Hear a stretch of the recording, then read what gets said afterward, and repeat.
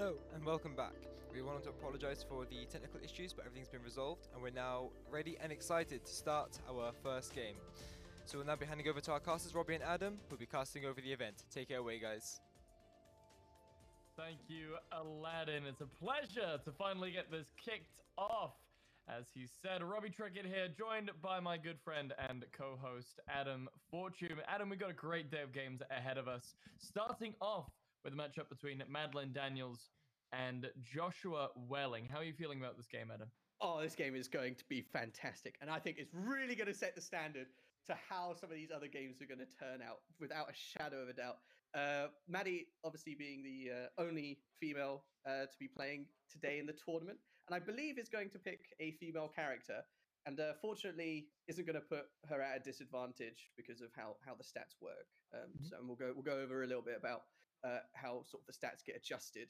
But Josh as well has been very good as well. So both of these players are definitely going to set a good standard for the rest of the day. I'm interested to see how they're going to get on. We've got a little while to go before we can hop into the character select. So Adam, whilst we are waiting for that crucial stage of the game to come through, you touched on a little bit about the stats and how those work. Would you mind going into that a little bit for me? Yeah. So obviously, if say you pick a character with lower stats, let's say they're rated out of 100. So if say your character had an average of 50 across the board, and you're up against somebody who had an average of 80 across the board, your stats get bumped up slightly. So that way you're not at such a disadvantage. So that way it's not, if anyone can then play anyone and have a good game. Right. And it's one of the reasons why we're so saddened to not allow our created character Bob Johnson into the tournament. We're very saddened by our fantastic staff's made created character Johnson. Bob Johnson, who forever will not be able to play in this tournament this time around. So in grievance of Bob Johnson, would you like to incredible player? Incredible. Could you give me a small eulogy? Who was Bob Johnson? I hear you ask. So missed.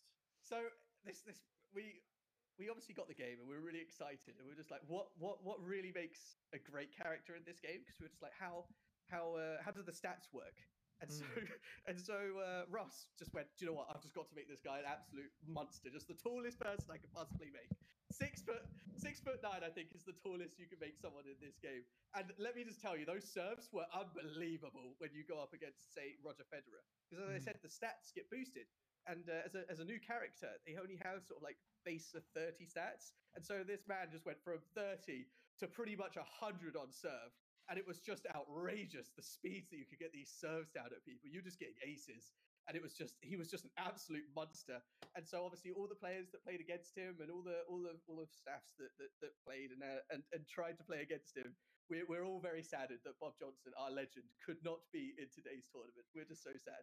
He will be missed. He will be missed. Pour one out, bring out the bagpipes, play some Amazing Grace. I'm sure that Bob Johnson's ghost, his memory, will be here in spirit for these games. We have some eulogies from the players as well. We have eulogies. Eventually, I will share with you over the course of the day from the 4 players that had to play against that absolute behemoth. Dear Lord. But that's why some of these games will be more about skill versus just about who you pick, because you can pick pretty much any character and you'll still have a really good chance of winning. It's not so much that you've picked the person with the best stats, so you're definitely going to win. That's absolutely not the case, and I think that will make for far more interesting games. That definitely sounds like an interesting mechanic I remember in other similar sports games back on the PlayStation 2 era. So I'm deviating a little bit from the current timeline, but you used to be able to make those custom characters, max them out to 100 on everything, and just absolutely body everybody on the map. So to go over the quick course of what we're going to be doing, ladies and gents, to fill you in on what the games will be like, is going to be pretty similar to regular singles tennis. We're going to be playing 3 games in a set. 3 sets per match, and that will be out of a best of 3 to lead with 2 games. So what that means is that the winning player has to be the first person to get to 3 matches with a lead of 2. So if 3 matches are played and it is 1-3 or 1-2, and the person with 2 gets another win, then that will be the end of that set, or that match rather. If the opposite happens, if it ends up as a 2-2, there will be another game to be played, and then a super tiebreaker if it goes to 3-3. And then the sets will work as per usual. The first person to get 2 sets will win. No need for a lead there. Yep. So, I mean, pretty easy tennis, I would say. Pretty nice and simple. nothing too crazy. There is obviously a bonus mechanic in this game which won't be being used, and these are like stat bonus cards. So they have been disabled. So there's no like sneaky bonus cards being played. So it's just standard tennis. As a curious question, Adam, what would bonus cards do exactly if we were to allow them? I mean, there's all sorts. Like better, I think better serves, easier returns. You know, just all the sort of random fun stuff that you get when it comes to bonus random cards. Just the wild card kind of options. But Adam, we've finally made it into player select here. We have, I believe that is Maddie going for Justine Hine, and then Rafa Nadal, I believe that was for Josh. You can see the players out of the left-hand side of your UI. Ladies and gentlemen, up at the top is Joshua Welling. At the bottom, you have Madeline Daniels. As you can see, they are properly masked up, socially distanced, ready to play. I'm very excited to see how these two competitors are going to get right into it. Yeah, and as you saw with the stats, they sort of evened up. So I think Henin does get a couple of extra stats, so it's not a complete disadvantage against Nadal. And a nice first serve. Nothing too crazy though. I was hoping to see an ace right from the get-go. Very aggressive from both of these two players, not wanting to slow down the pace of the game, but Josh making the first mistake. Hits it into the net, and that is going to be a 15 love for Hine. Starting strong with the first point, although we can mainly chalk that up to a small misplay there from Josh, but going back in for the serve again, very beautiful right on the line there. Just as before, well, from the looks of things, it's going to be very fast-paced here from these two players. Josh not quite being able to find his way over to the ball on the right-hand side. Maddie with a 2-point lead. I would like to see Josh play a bit more aggressive with those serves. That last serve was safe. Might be a bit of another safe serve. I think he needs to be using those first serves to really, you know, put Maddie at a disadvantage. You know, force her on the as far left as possible to capitalize, but just not doing that. For sure, that first serve definitely better suited to a more aggressive play. You can always use that second serve for the safer option, but yeah.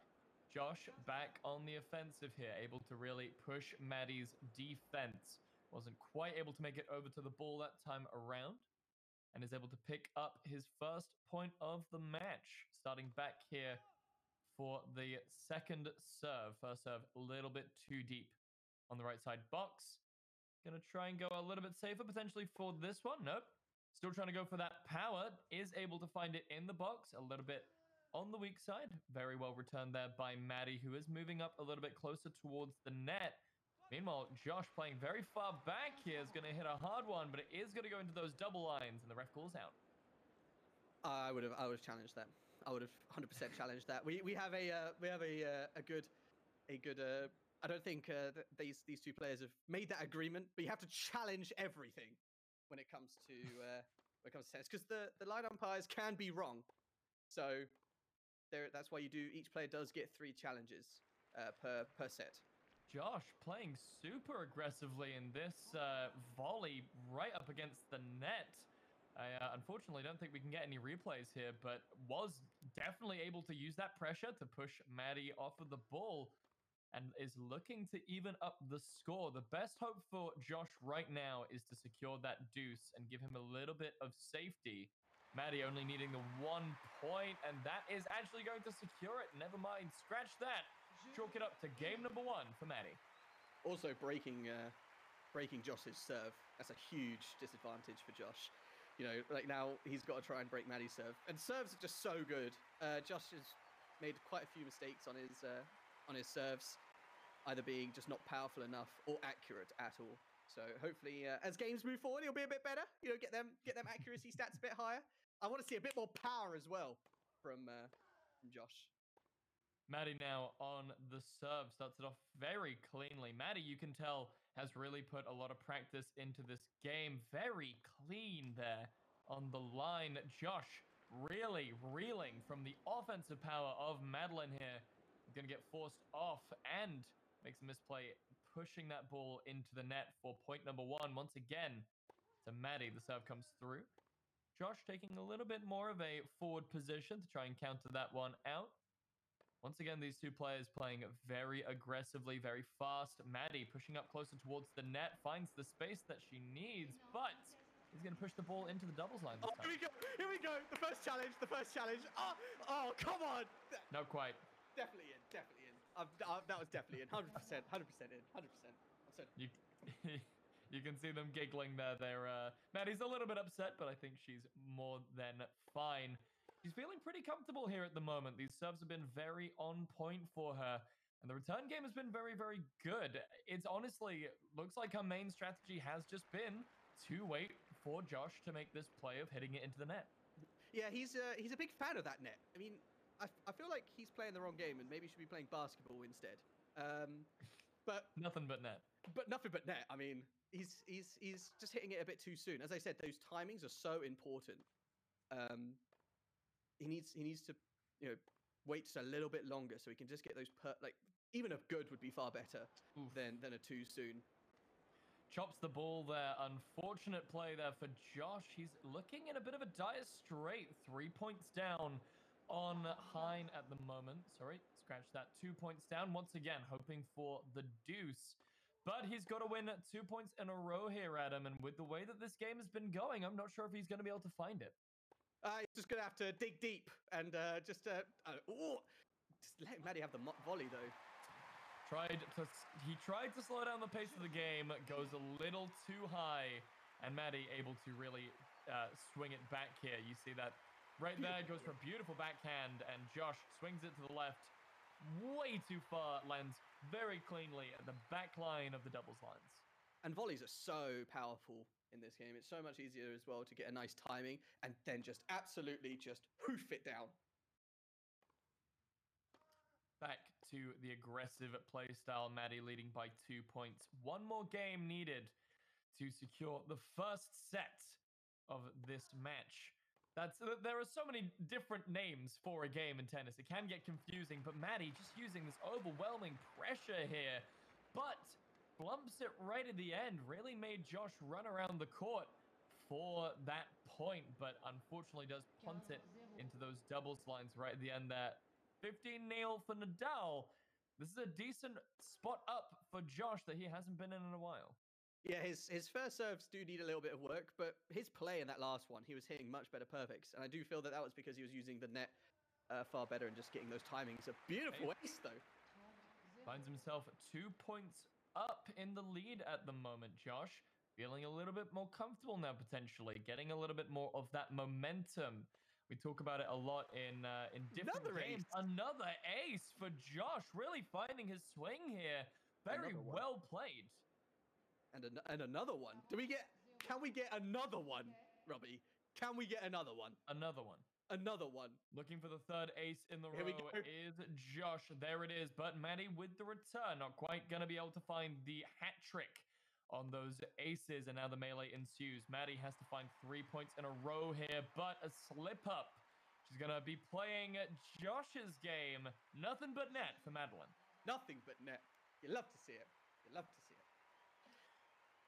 Josh now bringing back game 3 in his favor. Maddie still only has 1 to win, but if Josh is able to secure this next game, that should be a little bit more of a problem for her. She'll have to find an extra game in order to secure her victory here in the first set. First serve of this game number 4. Maddie plays it very, very well, right on the line, shooting up the pressure. Unfortunately, though, not quite keeping it up. Gonna shoot it once again into Maddie's the doubles. got to challenge that. Maddie had to challenge that, surely. I'm so disappointed, Maddie. Well, players in this game only get a handful of challenges to use per match, so you want to make sure that you're really saving them for the opportunities where you could really stand to gain from it. Nadal, though, Josh here, finding his swing, really finding this mental momentum. It's something that I was about to touch on earlier on. But mental fortitude and getting into that rhythm, that mental game in esports is very important. No, absolutely. But as you can see, as players, if they're moving closer to the net and get those nice volleys off, like Maddie just got a nice perfect there and just absolutely just dinked it square in. Maddie finding her first point in a while here. Josh might be in some trouble if she can regain her momentum, to use that buzzword again. Now these two players just keeping it very fast. Once again, Maddie takes a little bit too close of a step towards the net and is going to find the rope.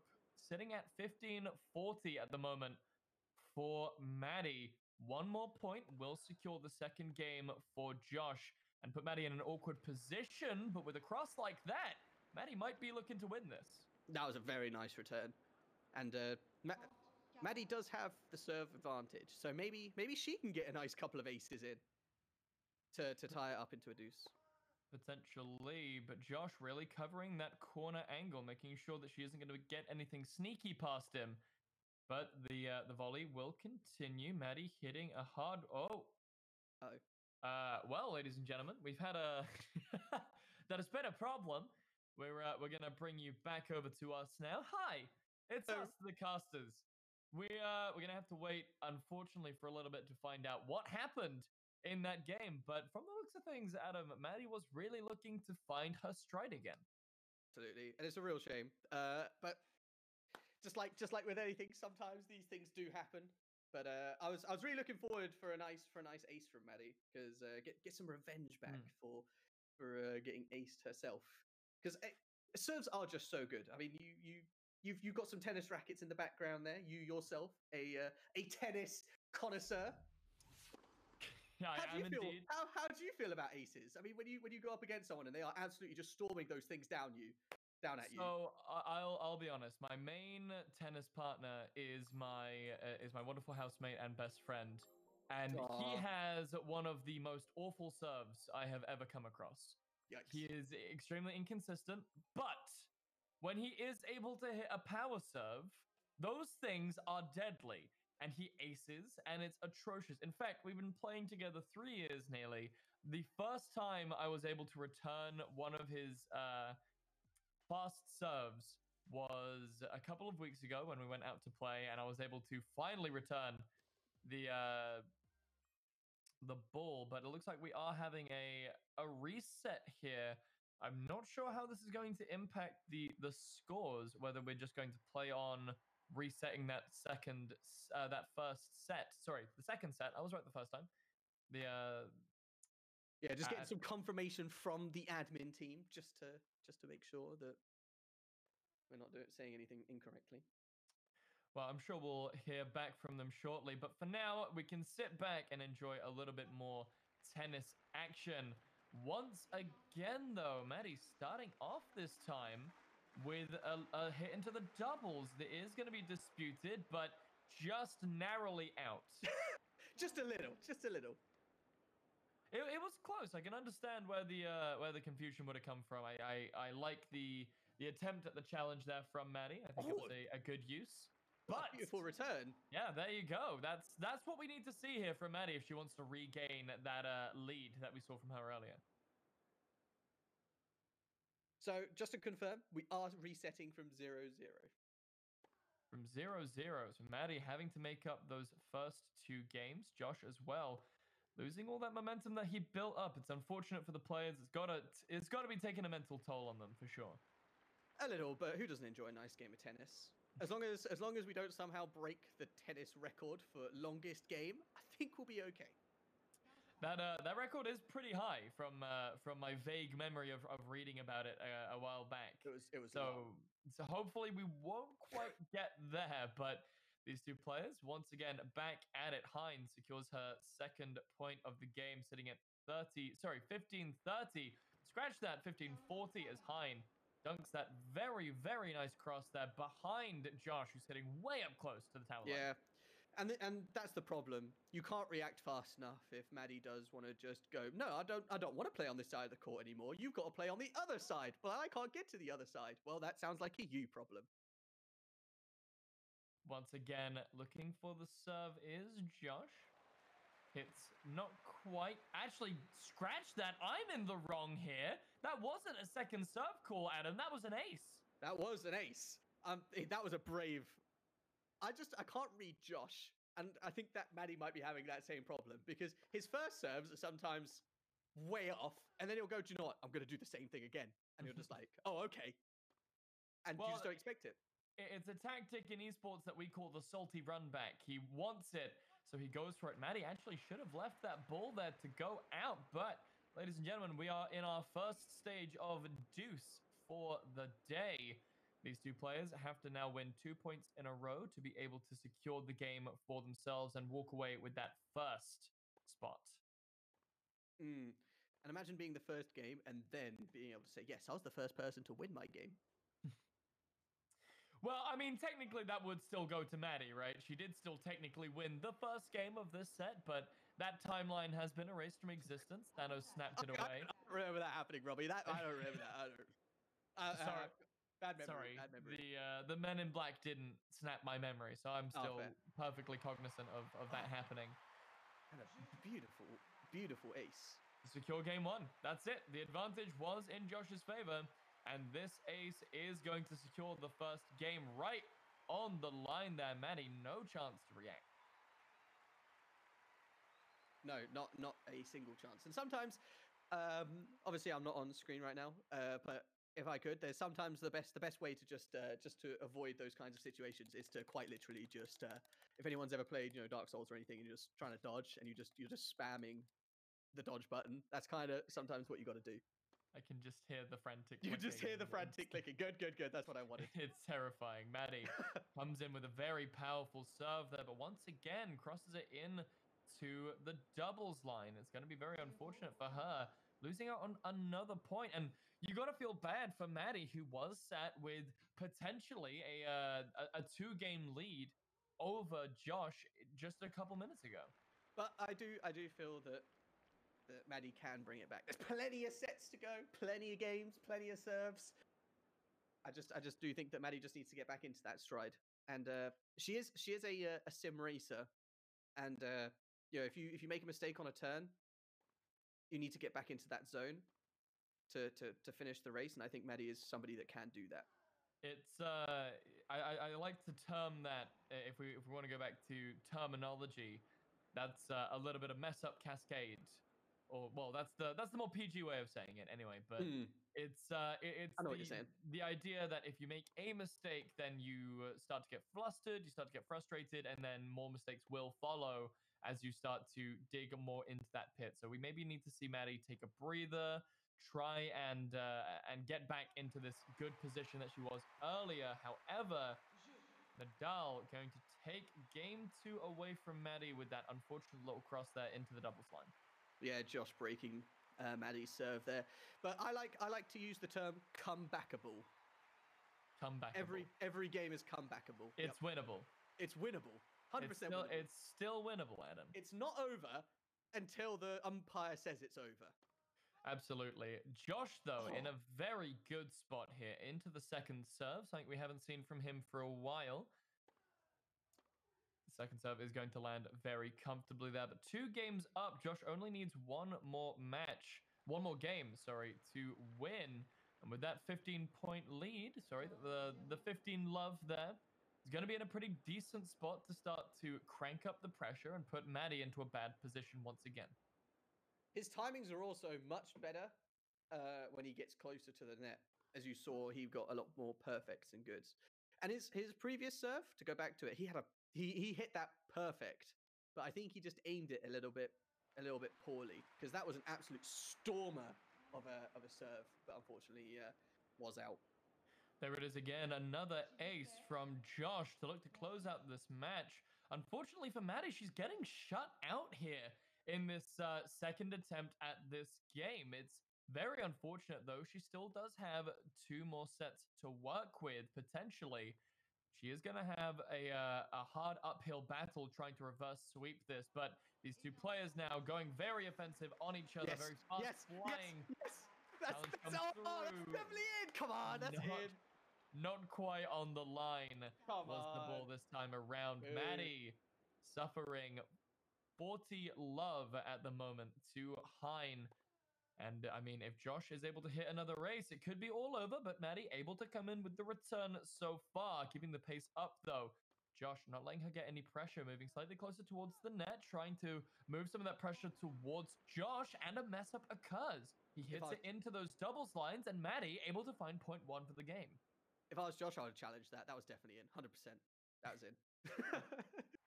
Okay, once again, Joe with the splitter to close out the first set. Josh walks away with 1 under his belt. Maddie has to find the reverse sweep now in order to win.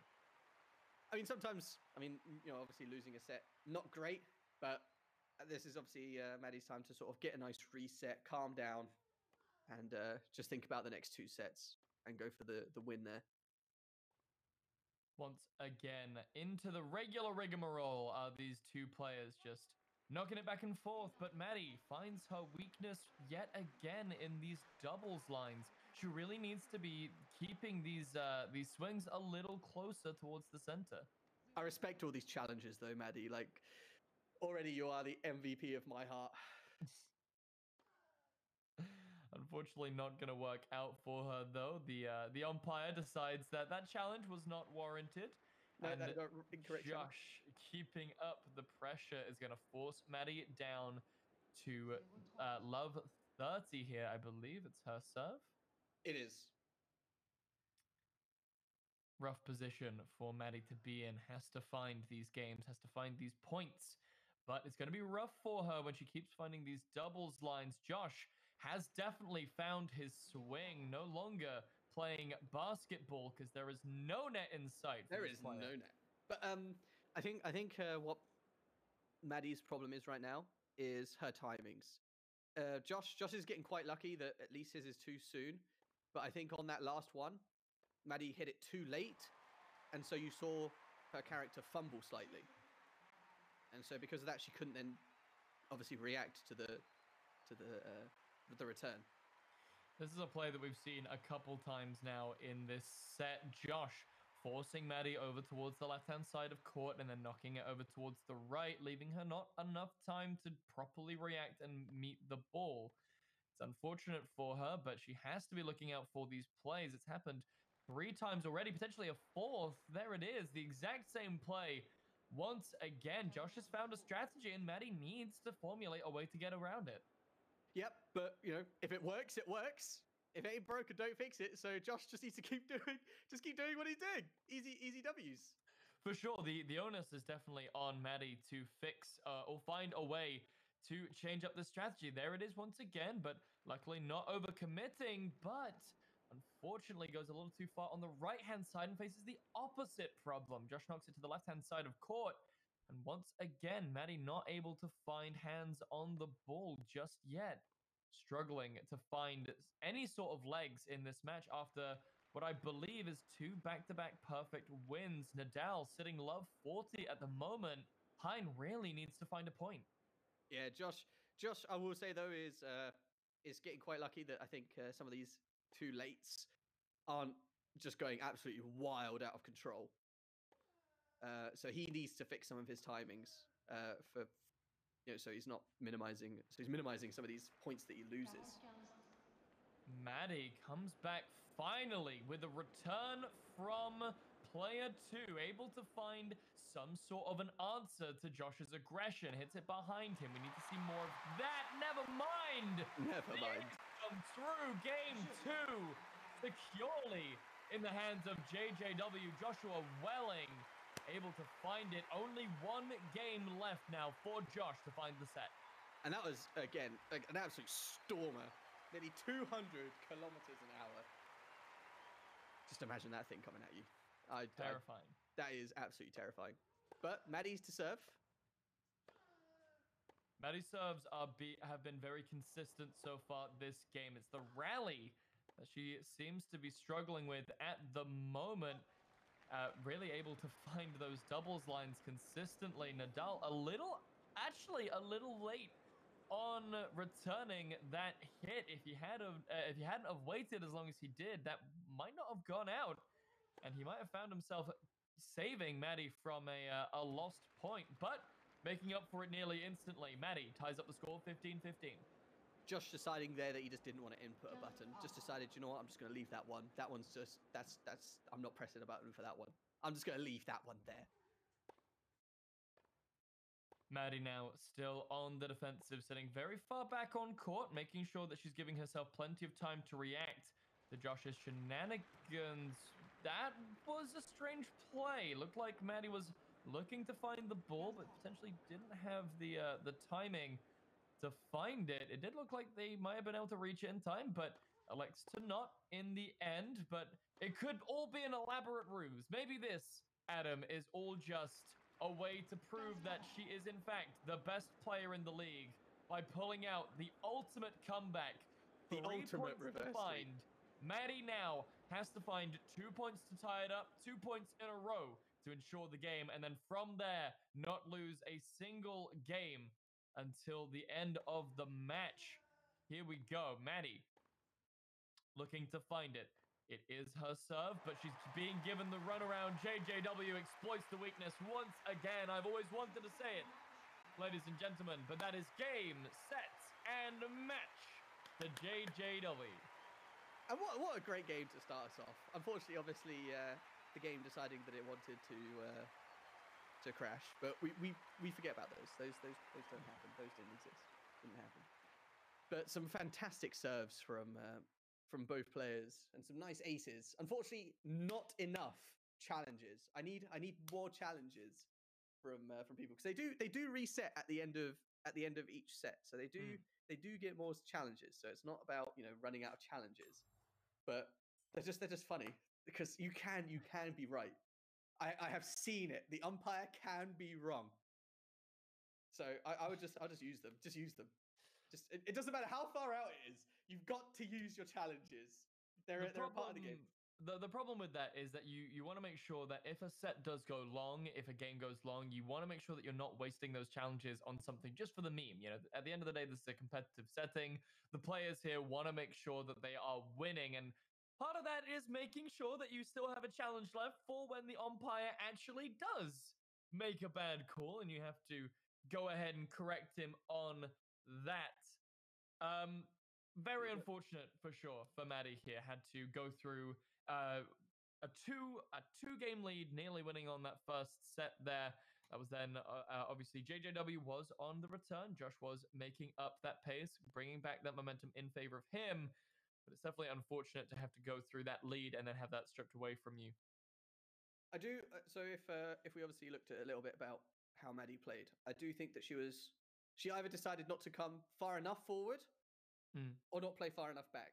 She was kind of in that middle zone where, it's incredibly hard to react sometimes to where the ball is. And so either not being aggressive enough and coming forward and playing at that net, or just not sort of stepping back and saying, okay, I'm going to give myself more time to react to whatever Josh throws at me. I think that was probably her biggest problem. Obviously, some fantastic serves. Josh so far setting the bar high. 5 aces. It's 5. That's a lot of aces. Josh obviously setting the bar high with a nearly 200 km/h serve. So will anyone beat that? I know one person who could. Bob Johnson. Bob Johnson could beat that. Okay. Well, I'm not quite sure on the post-game stats. I'm not quite sure if we can actually have a look at those again. That would be super helpful. But we can take from that the percentage of first serves hit. Maddie actually not missing a single first serve, never having to use that second serve option. Meanwhile, JJW, I believe it was 86% there on the first serve miss. We did see him miss a lot of them earlier on in the game, but I think once Josh really hit his stride, we saw him come into it. I mean, we already talked about the fact that he got 5 aces in that game. That's no coincidence. Those serves were very, very powerful and very, very on point most of the time. Most of the time. I mean, I Most of definitely the think time. he needs to work on his first serve. And the first game, and you spoke about it, obviously mental fortitude, where Josh definitely for his first for the first set, where before the game obviously reset, was definitely on the back foot, but was so much more confident after the reset and played so much more confidently, and his serves were just so much better. So hopefully in his next game he'll get those first serves in each time. Fingers crossed, but hey, some players like to go for those really aggressive opening serves. They like to try and test out the waters, see if they're able to get away with that as such. But Adam, that's enough from me. I think we have some time to go ahead and hear from the players. So ladies and gentlemen, let's jump on over and see how Josh is feeling about his win. I'm now joined by Josh, winner of the first game. How are you feeling? Feeling really good, thanks. Yeah. How did you think that game went from your opinion? I think I got lucky about the game crash because afterwards all the momentum seemed to be in my favour, but I felt really good. Yeah. I noticed that you had a bit of a tactic when you were playing. What can you tell me a bit through what was going through your mind during those games?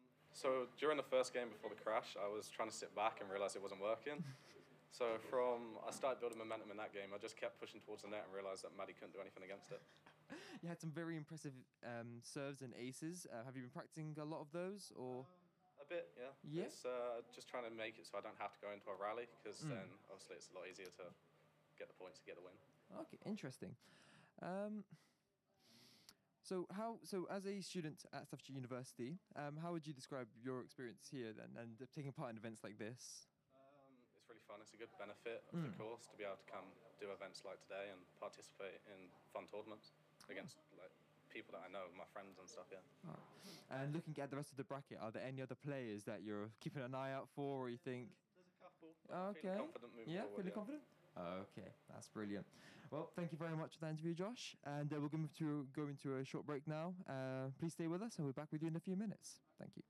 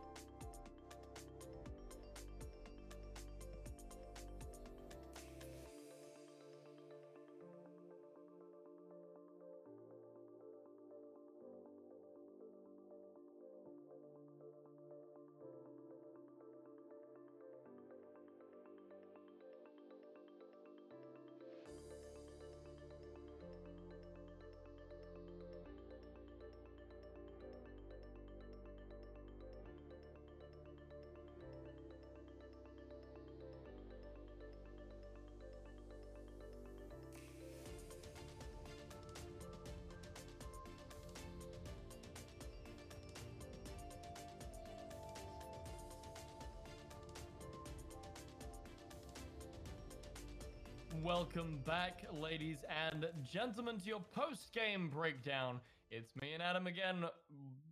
Once again. It's me and Adam again. Once again. Again. We're here. Another time. That's us. Here again. Hi, Adam. Hi, Robbie. Hello.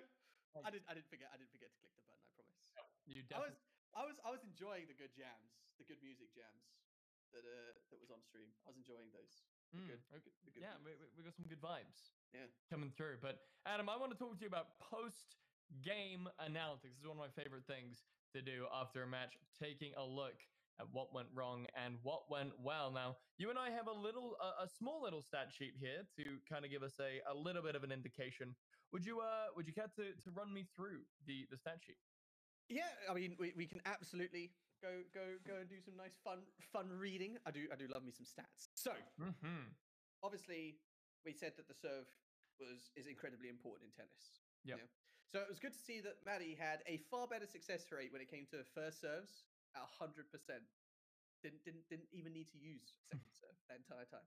However, 0 aces from Maddie. Not one the entire game. I think the takeaway from that, I think we did actually touch upon it slightly on the cast, but Maddie had a very consistent serve game. It was consistently safe, though. Yeah. Maddie was never winning on the serve, but she was also never losing on the serve, and that's not necessarily a bad thing. And the rally game was her strong point in the erased timeline. But it did seem that her rally game did slightly deteriorate moving into the second attempt.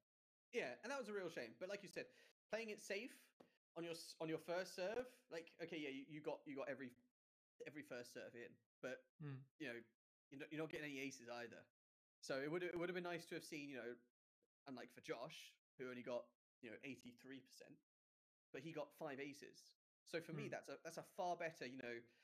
You're getting 5 points just straight away without even needing to worry about a rally. That's a game.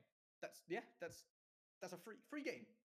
And for Maddie, that's not the case. So again, not only if I was to say, okay, what would we need to work on?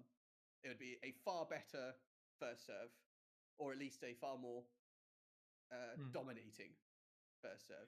Let's aim for those aces. Let's no half measures.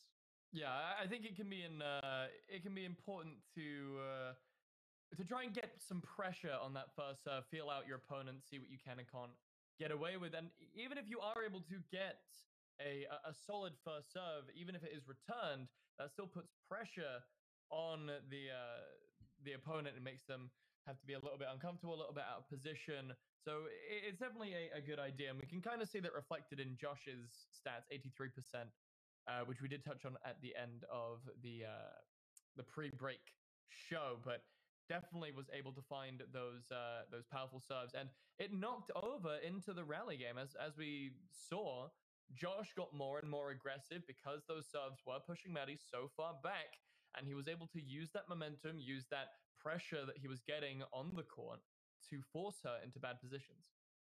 Absolutely, and I think that's where Maddie does need to obviously improve, because you wouldn't need to worry about those situations if your serves were also as good. But yeah, Josh's was just so much more dominating and being able to force Maddie around, essentially almost bullying her for a good little bit. And their speed was also just so, like, Josh's fastest serve 208 versus Maddie's 193.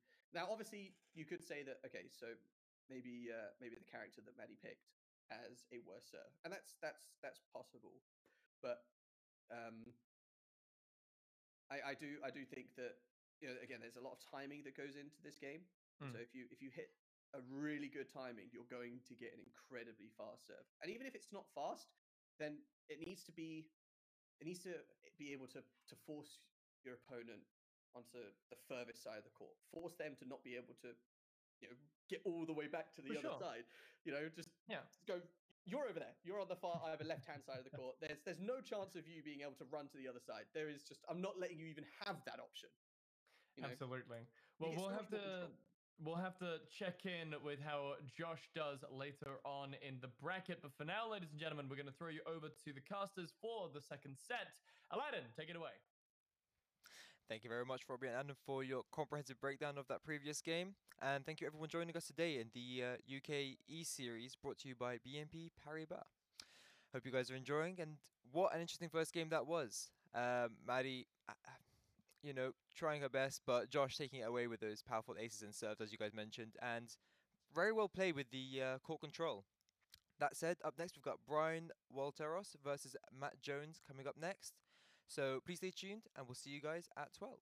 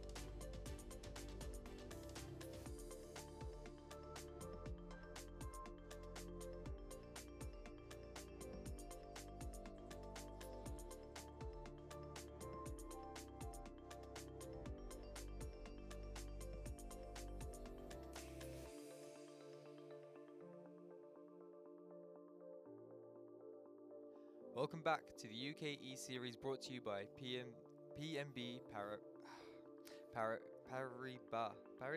Without the S. Oh yeah, Paribas. Yeah. I'm currently joined for this cast by Tom. Hello, Tom. Oh yeah, you alright? Yeah, not too bad. You know a fair bit about this game? A little bit. Been practicing and trying to get ready for the tournament. I believe playing tomorrow against Josh, I think. All right. So yeah, well, looking forward to this next game. No pressure. We'll be coming for you for technical knowledge. Well, without further ado, you know me, you know Tom. Let's get straight to it. Same rules as last time. We're going to be having 3 matches and 3 sets. Again, if any of them, if there's ever a tie, you need to get Go 2 for leads two to tie break. take it. Yeah. So yeah, have you played much against Brian or Matt? I played once against Brian, practicing the other week, and he did beat me quite comfortably. So Brian's looking like a bit of a favourite to win the tournament, to be honest. Okay. Have you seen much of Matt's games? Not really. I believe he's still quite good at the game, but Okay. I've not been watching him quite as close as I've seen a few of Brian's. All right, Nadal picked again. Does he tend to be quite a popular pick then with his stats? Nadal, yeah, because he's quite high on the ratings. He's highest rated in the game. It seems to be the popular pick. The only thing is that when you pick in Nadal, the lower rated, so like he's picked Alex de Minaur, Alex will get that buff Okay. to try and match up to Nadal's stats. So we may see a jump up from I think it was 81 originally. So he goes up to an 86 to try and match. So, but yeah, that's like they were trying to explain with the custom characters. When you create them so low in the ranking, they get that massive boost. I see. So we've got de Minaur to serve here. Getting ready. Definitely taking his time to think about it. Gets a max power serve. Very good start. Ooh. Going straight for the net. 15 love to Nadal. I believe it's Brian playing as Nadal. I'm not quite sure. But he seems to be getting the serves well. Good return there from Nadal. Gonna go perfect again.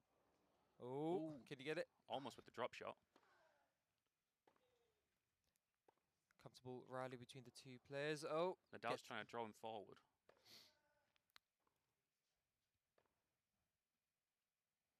Going for a lot of them drop shots, just trying to bring him forward so he can get that shot round. and hits it out. Oh, disputing. Ah. Extremely close there. Good call, to be honest. But We're now tied at 15-15. Goes for the serve.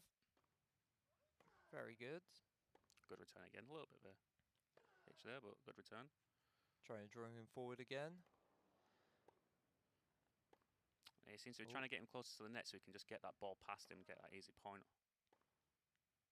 But Oh, this is kind of backed off a bit, slowing down. Oh, picking up the pace again. go for the powerful shots. A lot of good timing say though from the players. I say that, and then as soon as I say that, it's straight out. Curse the commentator. 30-15 to D Minor? How would you say that? Minor. I don't want to say it right. Oh, No input. Bit unfortunate there. 30-30 now. Very close game. Both players. Yeah, they're looking a bit tense, to be fair. Because I think Brian's trying to draw him forward with the drop shots. It looks like, but he's dealing quite well with it.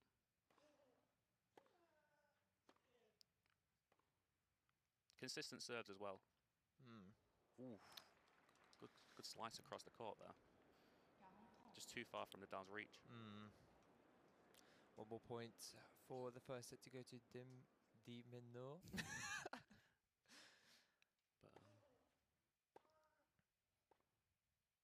But Bit late again on the hits. he wants to try and make sure he gets this point, which he does. Keep Brian from breaking his serve. And that's the first set to D Minor. I forget which player was playing which character. I believe Brian is playing as Nadal. Okay.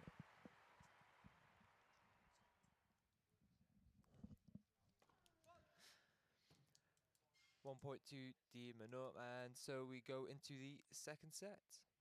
Game. Oh, second game. Second game. Yeah, the first one in the white is the game, and then the second one is the one furthest to the left is set. This will never cease to be confusing. Game, set, match. Yeah. So Nadal serving this time and getting the first score. Hopefully, it's probably trying to get this one back after losing the first game. Yeah, he's going to want to try and quickly get that game back. Doesn't want to get on a momentum like we saw in the last game where it just kept going and going. Just seems to get away from the player who loses the first one. Well, knocked straight out by Nadal, and so we're now tied at 50-15. These players, they don't, compared to the last game where we saw a lot of high power serves and aces, this game seeming a lot more like balanced, a bit more give and take between the players. Yeah, they both seem to have a very powerful serve, but both equally good at returning. No aces so far yet. That said, straight into the net. He's getting unlucky with that net. He's a couple of times now, but you can see a bit of frustration in the face of the player. Not happy with that. But again, it's all just down to timing.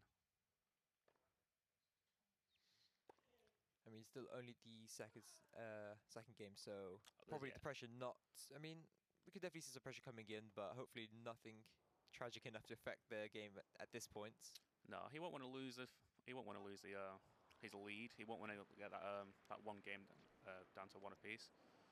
But like you say, there's still plenty of time. There's still a full set to play. 30-30. Who's gonna try to take this one? They're both looking quite far. Both staying quite far at the back. Only the Nadal, Brian, when he does them drop shots, trying to bring Dimina forward, but otherwise they're playing safe, staying at the back. Doesn't seem to be like in the last game where you saw Josh go into right close to the net, trying to apply that pressure. Another out there from Nadal. 30-40 to Di Minor.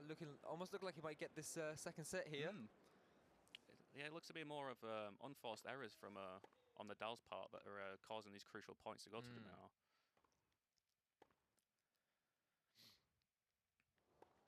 Just quick rally between the two players. You can see now that he's getting he's listening to us in the other room. He's getting a bit too close to the net, applying that pressure. We're now at a deuce, so next 2 points, closer to the net, or 2 ahead anyway. Yeah. Oh, fault. I think that's our first fault. Oh, is it going to be close? Ooh, only pixels keeping him apart there.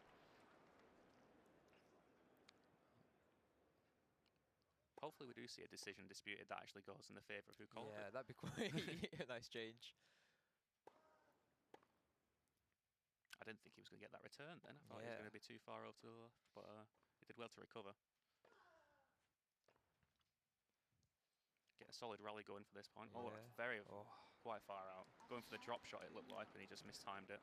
Even with the advantage now, Nadal's got to get this next one to try and have a chance at getting this game. So he wants to take it back to the juice. Oh. And a fault's not the best way to go about it.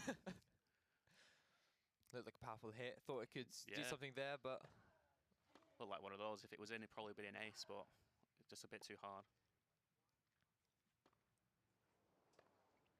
He's getting very aggressive goals. Yeah, got a bit the forward aggressive there. net play works again. And we're back at a deuce. Let's see how long they can keep this going.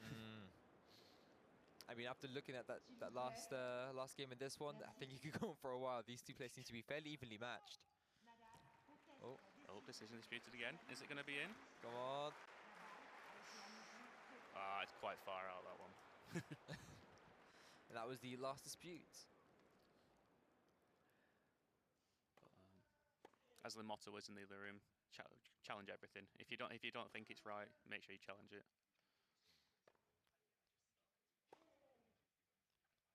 Di Minor struggling with his timings here. A couple of too soon and too late, costing him the point.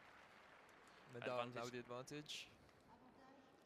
So Brian's hoping he can get this point, make it to a game apiece, bring it back to an equal playing field. Thought it was going to hit the net there for a moment, but narrowly avoiding. Just scrape the top of the net, it looks like. Hitting the ball quite slowly there. Oh, no, they're picking up the pace a little bit. Yeah, he's going for the precision shots, just trying to make sure it stays in. Okay. instead of charging the shot up. Ooh. Yeah, he's going to dispute that decision. Oh. Doesn't want to. Yeah, that looked like it was Yeah. out, even from our perspective. We could see that. I mean, fair play. He's got to dispute it. But Yeah, he's it still look- got 2 more left. He might as well, yeah. But there we go, that's a 1-1 set.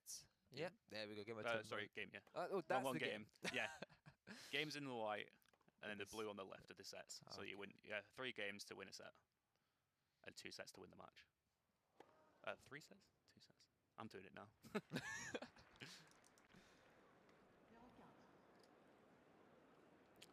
So it's love 15 to Nadal.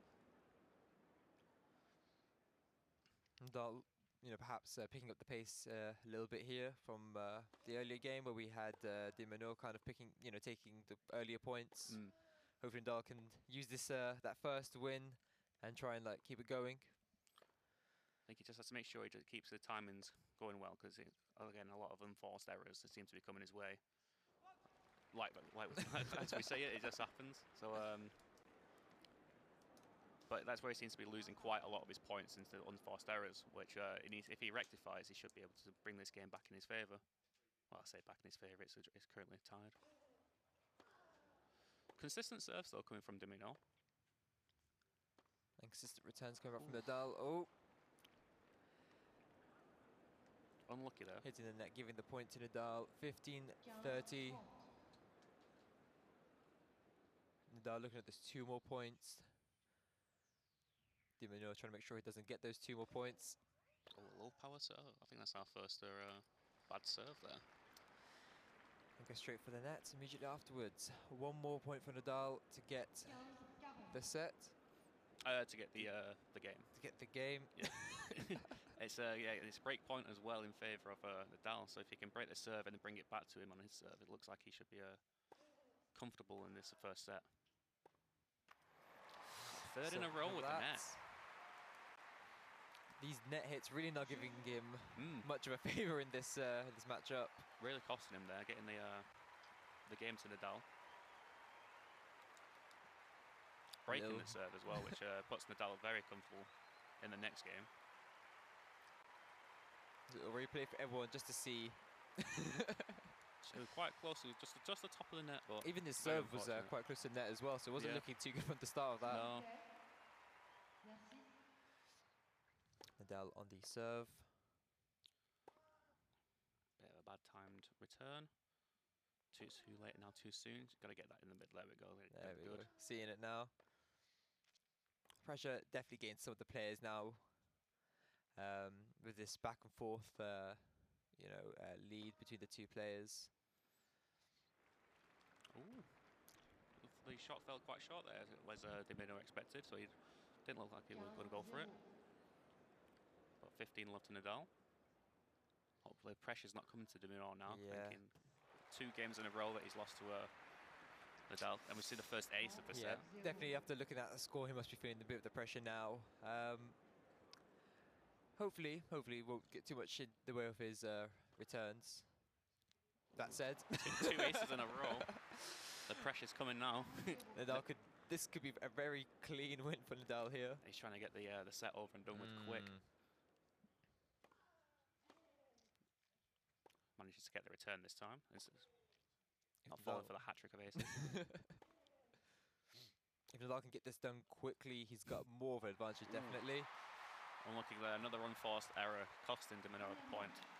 Nadal didn't even need to try. Oh. The pressure, the nerves, they set in, and another set goes to Nadal. First set, yeah. The first set, I Yep, see. so the first set's gone to Nadal. Disputes have been restored. But yeah, just a lot of unforced errors costing both players here, it seems. They don't seem, because there's not a lot of clean points being won. A lot of outs, a lot of nets.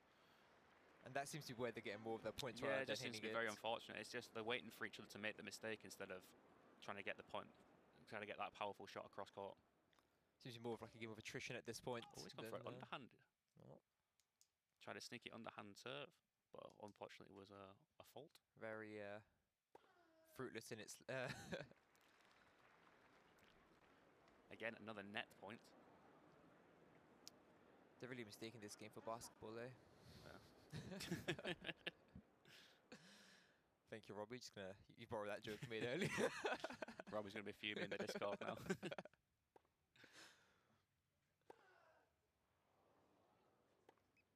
Hitting it quite a lot of power, trying to draw him forwards.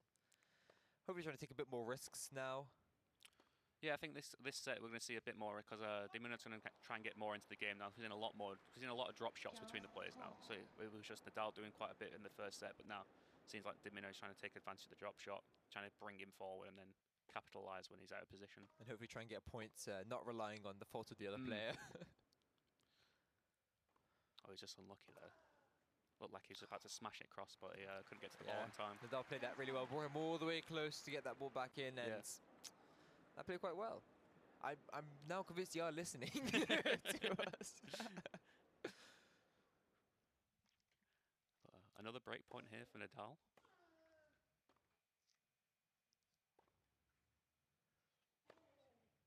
Nadal definitely more comfortable in this set. Well, another unforced error. We've seen these rack up. I want to see the stats after. I want to see how many there are actually of these errors. Because that just seems to be where all these points are coming from. There's a couple where he's just a really good player, but it's just waiting for each other's mistakes. I'm starting to have a feeling that Nadal's really trying to get this game over with a lot quicker, and that's in turn now affecting his mental. Because literally 1 more point and he would have had that set, but hitting a bit too slow that last time and just hitting into the net, not doing him any favours. Only giving Dimano a bit more of a chance to bring it back. Ooh. He disputed that, yeah. That was very close. Very close, but unfortunately out. And the set goes to Nadal. So Nadal with the break point. Now onto his serve, giving the advantage. Another ace there. A great start for Nadal. Seems to get more comfortable now with the serve again. He was doing the serves consistent before anyway, but getting returned, but now he's getting them aces in. Surprised about the decision dispute there. Let's see if he can just ace through all this game. 4 in a row. Oh, he's already broken. Got the return. He's listening. He's like, no, you're not getting and straight into the net. It's gone from a high to a low real quick. Yeah. Another unforced error. Mino hopefully gonna rely on Nadal slipping up a bit more there. Oh, almost an ace there, but Dimino reacting quickly enough. Seeing a bit of a rally now, going slow between the two players. A few drop shots coming in. Oh, if he got the timing on that right, it would have keep it in, but quite nice.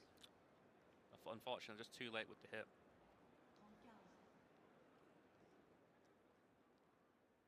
Nadal leading 30-15.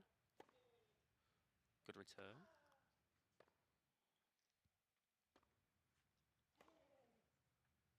Players definitely starting to think a lot more about positioning and each other's mental state. Yeah, he's got to keep that in. Yeah. Played that really well. Just again reading the whole, the whole pitch, almost as like a chessboard there. Just kind of go, okay, I'm gonna get him here. That's it. Just I want to move you too far, so far wide that even if you return it, I'm just gonna smash it down the court. Nadal definitely seems to be taking a lot more thought into the match compared to Dimano. Another net point there for in favour of Nadal. And that is set to Nadal. 1 more, and I believe that's 2 games to Nadal. I believe so in the score. When the score comes back on. So it's 2 games to Nadal in the second set. So if Nadal can successfully break this point again, goes 2 sets up. It's looking like a bit of a landslide. Just a bit. No. Hopefully, they can try and get back into this game. If he focuses on consistency, just getting the ball back, just keeping it in. Definitely. With the amount of errors that both of these players are doing at the moment, it just seems like a matter of time before one will just hit it. If you just keep that pressure, just keep it coming back. Unfortunately, he can't, and it hits the net again. But just waiting for Nadal to make that mistake. It's quite unfortunate because he's definitely got the chance to bring it back. It's not necessarily too late, but definitely not helping himself again, like you said, with his lack of consistency and over-reliance in terms of points on the opposition making mistakes. seen a bit of a close net play from both players there, and Domino getting the better of Nadal. Yeah, definitely making it work for himself this time. Yeah.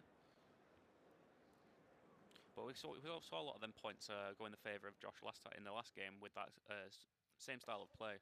So I'm just thinking if he's going to try and channel his inner of like aggressive player now, because he's thinking, all right, two games down in the second set, we've got to try and get something. Oh, looks like the aggression hasn't worked out this time. Straight into the net. Every time we say it, every time I say something, it just goes in against him.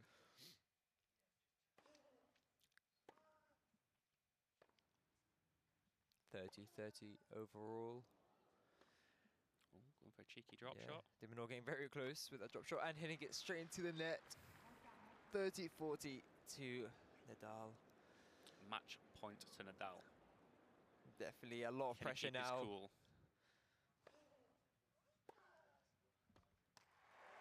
Oh. And as the consistency of where this match has been going, it seems to be another unforced error that has cost Dimino the game. 3. And that is the match games to Nadal. Nadal. I mean, very well played by him. Like we said, he's had a lot more consistency there. Definitely thought a lot more about what he was trying to do compared to Dimino, at least for what we could see. Yeah. But as you can see there in the stats, there's a lot of 4 aces to Nadal, yeah, fair enough. But if you look at the winners, and then unforced errors underneath, 18 to Dimino and 11 to Nadal. So it's a lot of points overall. A lot of inconsistency in the players there, but again, just waiting for each of the mistakes and costing the point, and it cost Dimino the match in the end. Yeah, and in the end, Nadal taking it, and I mean, it was again at the beginning you couldn't really tell because a lot of the players there was like a lot of back and forth, and the scores were keeping really close. But it just seemed like Nadal he got the rhythm, he got into the swing of things quite literally, and just took it away from there. Yeah, he lost his bit of confidence dropped in that first game. He made a lot of errors to lose it, and then from there on, I think he won every single game from after the first one. So he just made that comeback statement, and he just got on with it. Yeah, Dimino, I mean, unfortunately, like there was definitely the potential there to do well, but it just seemed like especially with the pressure when you're seeing your opponent getting those aces, like we saw he got way more aces, he got no aces in the end. Yeah. So just seeing that definitely weighs on your mental, and after going game after game after game, you're definitely going to start missing a few shots. You're definitely thinking, why is this not going in? And it's slipped there, snowballed for Nadal. Could have been a few more. What's the word when they dispute? Yep. Definitely could have used a few more towards the end there, but there we are. So Nadal overall taking it away. Yeah, a very error-stricken game, but as you say, like a bit of pressure just seeping in there. It could be the event itself, because when you see these games, like when you see them practicing, there's not as many errors. But I think the pressure of actually playing live in front of people now could be just getting that mental factor, like you said before. Anyway, with that said, we're now going to throw it over to Robbie and Adam to just break it down. Take it away, guys. Thank you, Al. Adam, we're back. We are back again. We keep getting called back. We do. Listen. I every time I think that I'm about to escape, they just keep calling. They're like, Robbie, what? We need you. And I'm like, I can't. I'm eating soup. I can't. But we had a fantastic game there to break down, Adam. Well, I say fantastic. I have to give it to Brian. He absolutely shut Matt out of this game. No, absolutely. I mean, the score speaks for itself, doesn't it? 0-3, 1-3 for Brian playing Nadal. And what I will say about these two guys, I spoke to them. I'm going to consult my notebook. Your notebook. Matt was very harsh. Yeah, his notebook of wisdom. I will absolutely say that. Matt was very harsh on himself when I spoke to him. Definitely didn't have like the confidence that a lot of other people have had coming into this tournament. Matt was like, oh, I'm not really too sure I can win. I don't think, if I play really bad, then maybe I'll be so bad that the person doesn't know what I'm doing. And I don't think that was really shown here. I do think that Matt and Brian showed a lot more variation in their play, using drop shots much more consistently, forcing far more errors onto each other.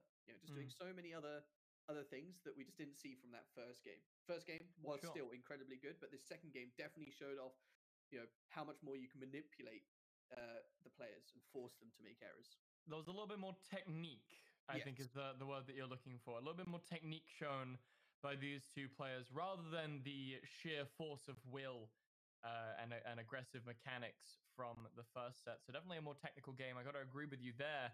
But at the end of the day, Nadal already world-class tennis player, but you put Brian piloting the man in this virtual experience, and he played very, very well. He had 4 aces up at the end here. That's a whole game's worth of aces. Not quite beating Josh's record so far, but still, a full game is more than acceptable.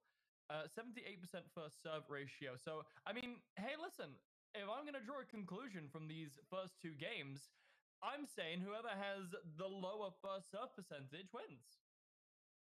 Do you know what? I'm gonna say I'm gonna agree with you on that one. As weird as that sounds, because I feel like they are pressuring more. They are using that first serve as much as possible, trying to get those advantages. And I definitely will also say, obviously, watching a lot of these guys practice, I do think that in this matchup, Brian was skillfully, I think, the better player, and he has put, even though he is a bit of a meme lord, his interview was incredible, and hopefully we'll get an interview from him in a moment. But he is a bit of a meme lord, but he has practiced incredibly hard, and it definitely showed in that game. Those drop shots that he was hitting, not as consistently as in practice. I definitely have to agree with what Aladdin was saying, where I think a bit of pressure from having people actually watching, and now it being a serious competition, definitely set in a little bit. But I definitely think that Brian is probably one of the top, probably top 3 players. I was trying to remember how many players there are and a good ratio, but I would say that he's definitely in the top 3. Yeah, and definitely, as you said, playing as Nadal as well, a character with a great amount of skill and an actual world-class player. So we're not just having a bit of a meme here. We're not. It's not like we've grabbed a created character and just boosted their stats. No. This guy is the real deal. But a technical player playing as a very well-known technique style player. I think it's all right to say that Nadal is definitely a very heavily skilled technician in terms of his play, his backhand in particular, and his topspin, very notably one of the skills that Nadal has. But it really does show that he's been practicing a lot. Brian has a lot of promise coming up into the rest of this tournament. He will be facing up against Josh, I believe, coming into the next round. So that'll be interesting to see, I believe, tomorrow.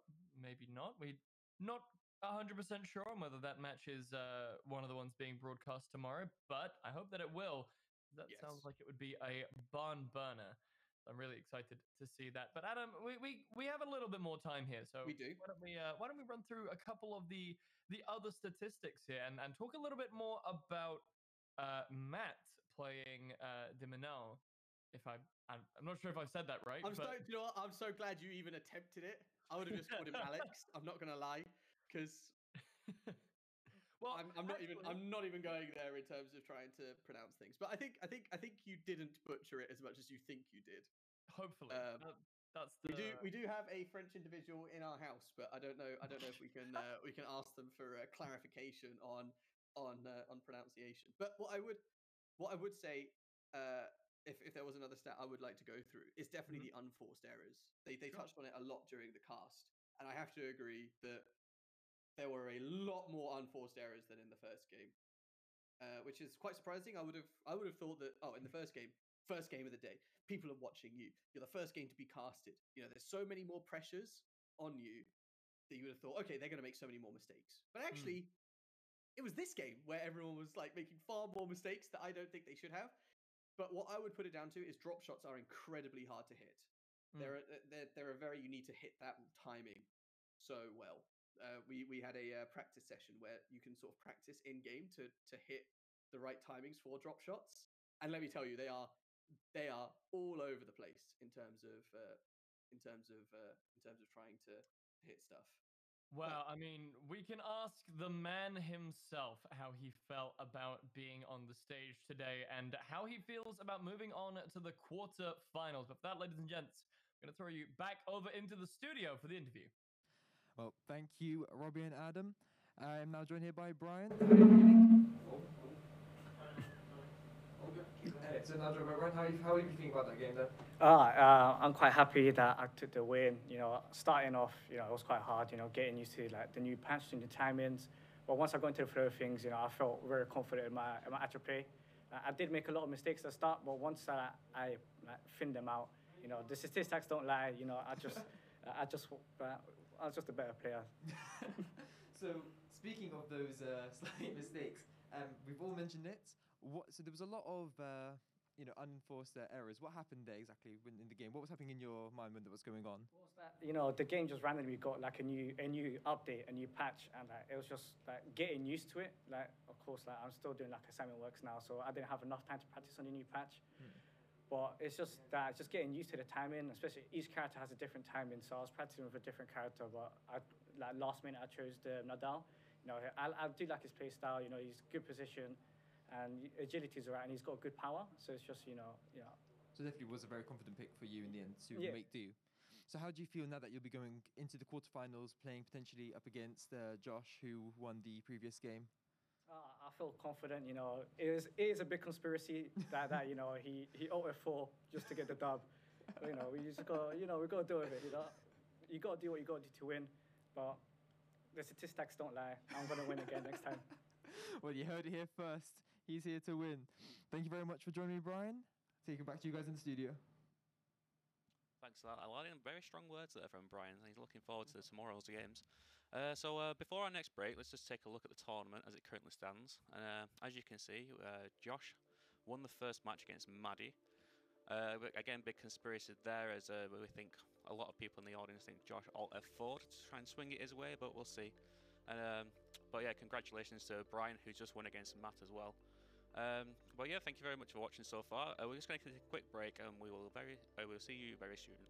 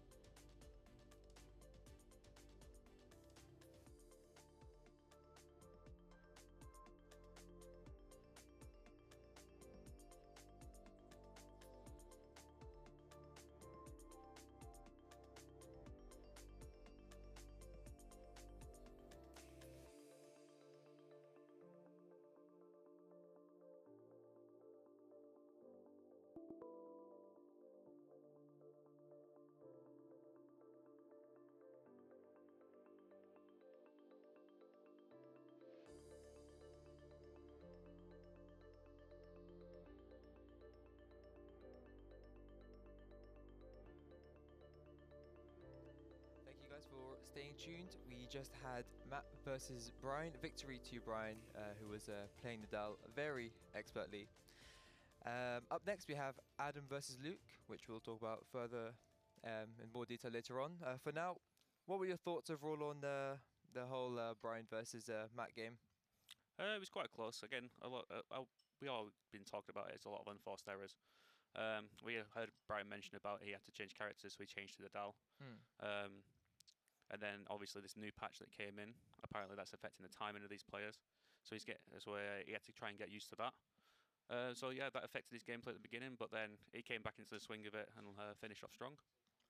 Yeah, and as we can tell from his interview, he seems to be very confident now in his skill. That said, have you seen much gameplay of either players of Adam or Luke? I've been watching them over in the other room while in between breaks and stuff. They're looking very psyched up, looking very ready for this event. Everyone seems to be getting into the swing of it now, so like the pressure's looking a little bit further off now. We're a couple of games in, so it's they're not like the first game where there's like everyone's looking at like, well, what is this? Yeah. Especially with E10, it's not exactly being more of a recent thing rather than been there for a while. Yeah. But yeah, so later on we'll be going to our casters, who will be going to go over a bit more detail about the games and about our players. But for now, we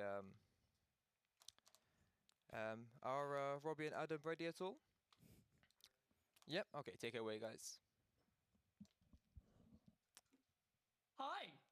Well, that caught me a little off guard, Adam. But I'm just like the players. I'm ready to get into the swing of things.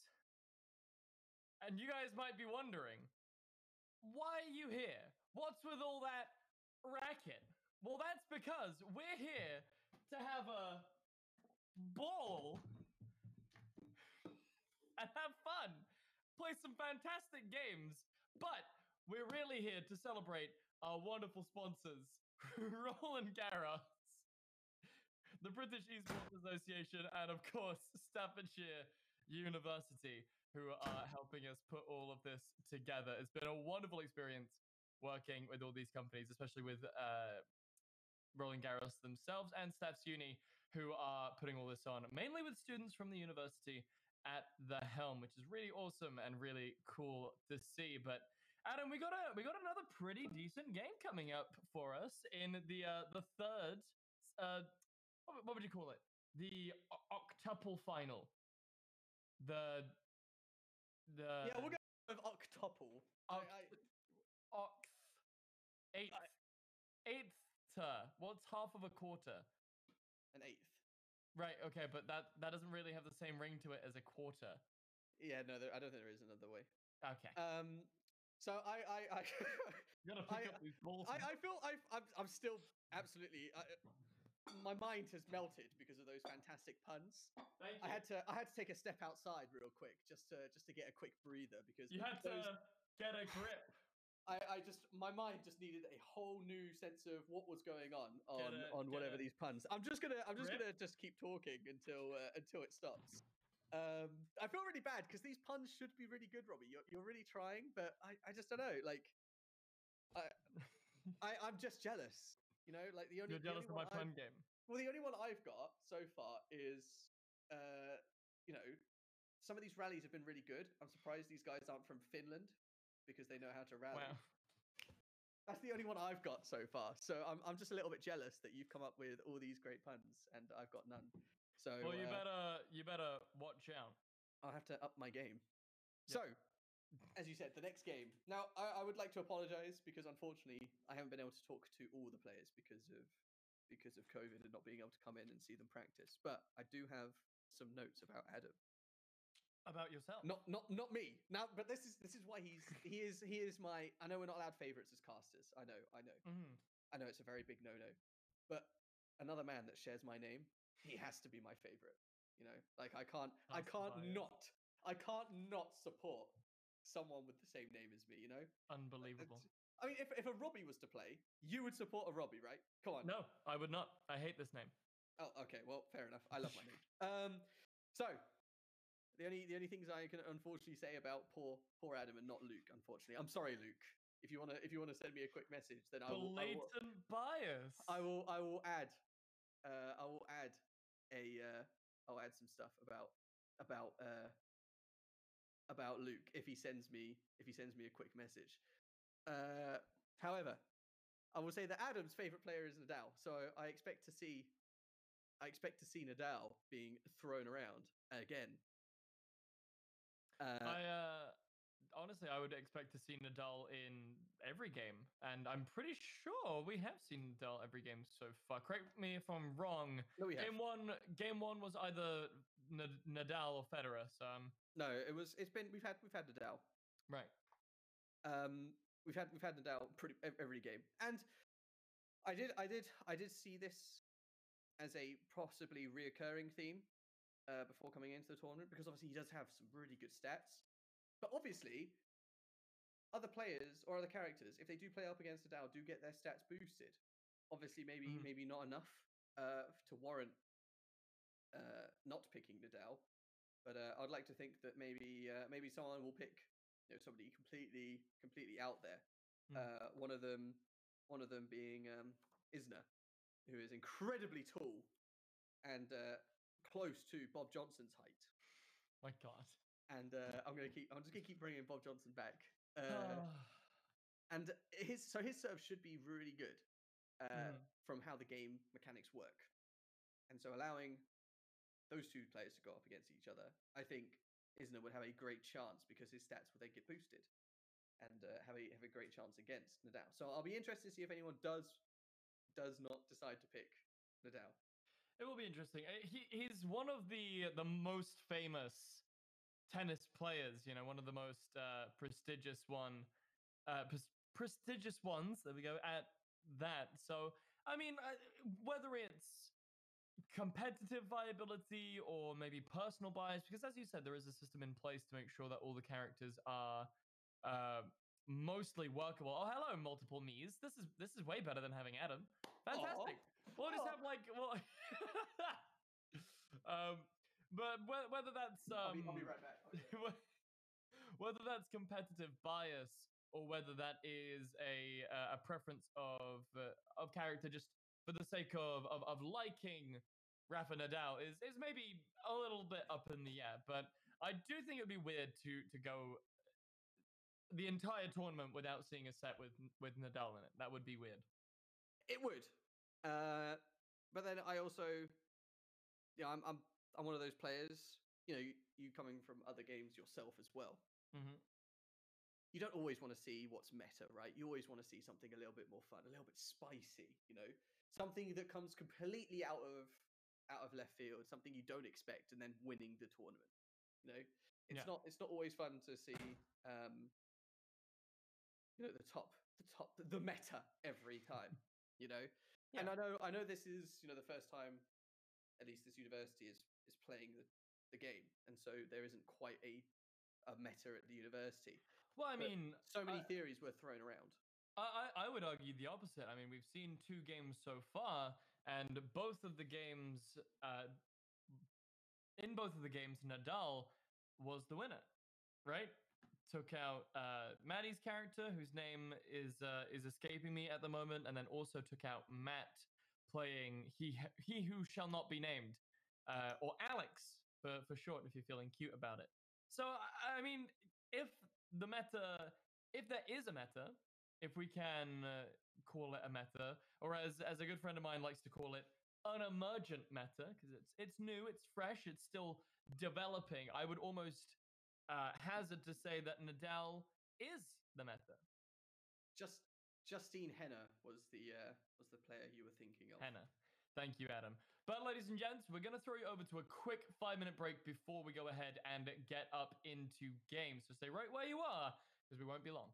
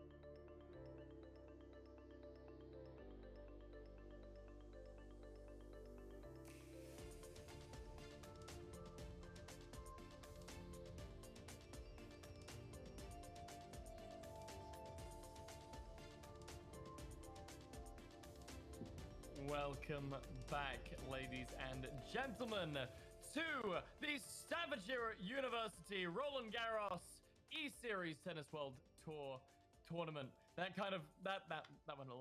That went on a little bit. Adam, welcome back. We are back once again, Robbie. We are back. They still can't get rid of us. There's nothing they can do about it. We're here and we're gonna have a good time. We're gonna cast this next game, and I'm excited to see what each player picks. And are we gonna see a mirror matchup? Are we gonna see two Nadals? Who knows? Because everyone picked their player. I'm not sure what to call them. Do I call them players or characters? Characters. You want to say playing- characters? Well, the I wanna stay player consistent. is the person playing the game. The character is the persona that they choose. Okay, so everyone had to pick their characters at the beginning, so they have to keep playing the same character all the way through. Mm-hmm. So you can't sort of do any kind of swapping.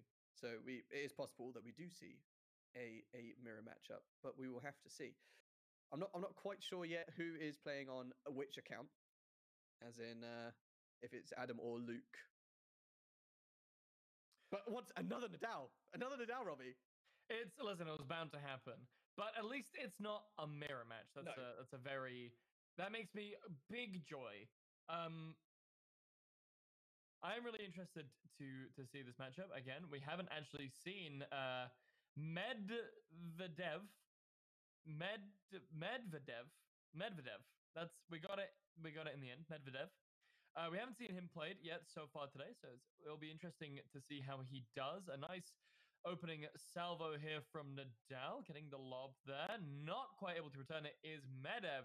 Gave Nadal a little bit too much time to react to that, and was able to just power it down court. No, absolutely, and that was a very good volley. The timing not quite right, but managing to not fluff it up. Oh, a nice slice there, trying to force Nadal all the way to the right hand side, trying to lob over him.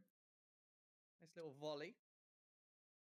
The beautiful backhand from both of these two players, really running to meet these balls, but at the end of the day, Medvedev really giving Nadal the runaround and making sure he cannot reach it in the end there with a beautiful little clip over to the left-hand side. Back to the serve is Nadal. Looks like he likes to serve it towards the center of the court, which is interesting. I very rarely see that. More common to see the corner being played. Nadal playing right up close to the net and is going to pay for it. Hits it straight in.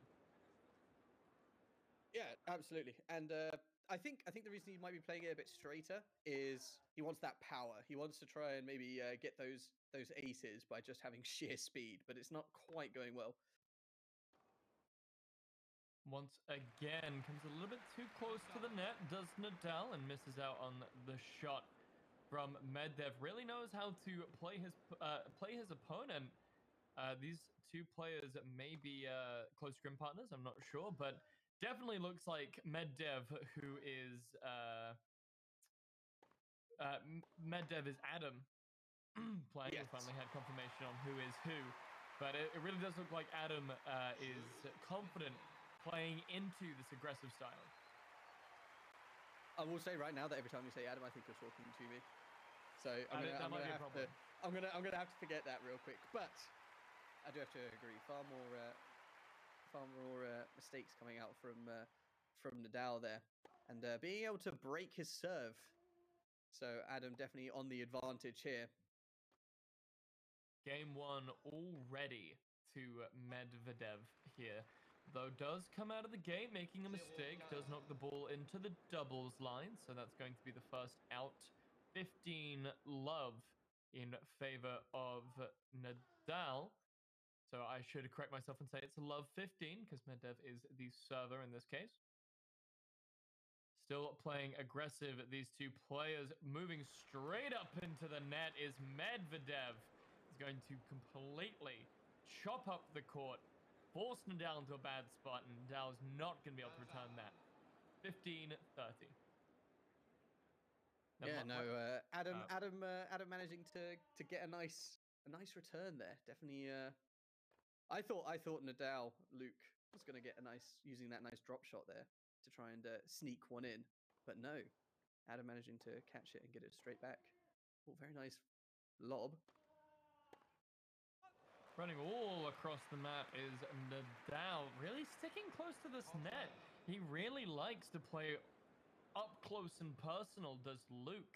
Really trying to force Medvedev into a bad position, but really not working out for him. This player really knows how to play this aggressive matchup, and he's doing so with class, forcing Nadal to run all over the map, and it's really paying out for him. In fact, paying out so much that, correct me if I'm wrong, he's 1 point away from game number 2. Absolutely, and no challenges yet. I want to point that out. Each player obviously gets 3 challenges. Mate, I like to see a good challenge. It adds something. Even if they're way out, we've got to have at least 1 challenge. It's just got to happen. Very short shot here. Nadal forcing Medvedev to come forward, and the pressure that's going to afford him is going to force the mistake from Adam, and he's going to chop that ball up into the doubles lines. That's going to close up the game a little bit. Nadal 1 point away from bringing it to a deuce. Drop shot there from Medvedev, trying to keep Nadal away with a lot of success. Game number 2 goes the way of the Dutch. Yeah, Adam, I think, is using a lot more sort of precision shots, and you'll see that when we go back to Nadal, he's quite low on stamina, and it's now his serve. And when you're low on stamina, it can affect how powerful your serves are. So he's in a bit of a. It's not going to be as quick. How do you regain stamina? You just don't do power shots. So you see how he's doing. He's still continuously doing power shots, and now he's completely out of stamina. He needs to just not do that, and just take a break and just get those nice perfects and those precisions. But right now he's just going to keep just running low. Two very different styles of play here. Nadal really liking to play very far up, very aggressive, very almost hot-headed to put a tag onto it. Meanwhile, Medvedev is playing a very cool, calm game, very much on the defensive. Defense is the best offense. However, not true in this case. Nadal splits the map and forces Medvedev into a bad position. He can't quite find his way over to the ball. Second serve now for Nadal. 30 love in game number 3. Going to be a beautiful ace to nearly close out this game and bring Nadal up and put him on the board. All about this next serve. Can he ace and close this out immediately, or will Adam have the chance to come back into it? Nadal once again playing super far close up to the net. Medvedev giving him the run around, and the volley is so far in his favor. Nadal once again running low on stamina, trying to go for these power shots, but he's going to knock it far to the right into the doubles lines. And finally on the board for this game is Medvedev.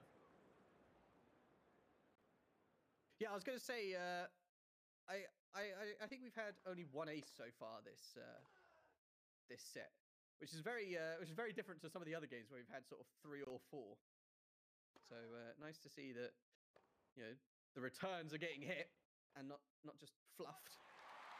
For sure, it's a pretty even game. However, now finally on the board is Nadal. That should be 1-2 in terms of games, which means that Medvedev needs to win 1 more. Nadal, however, needs to perform the reverse sweep here. He needs to not only win the next 2 games, but 1 more game after that, because remember, ladies and gents, you have to clear by 2 points to be able to win the set.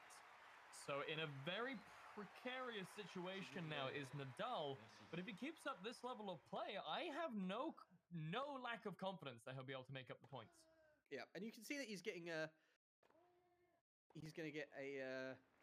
he's slowly getting his stamina back. Also, slight correction. Adam is playing as Nadal, and Luke is playing Medvedev. I'm so sorry if we're butchering that name.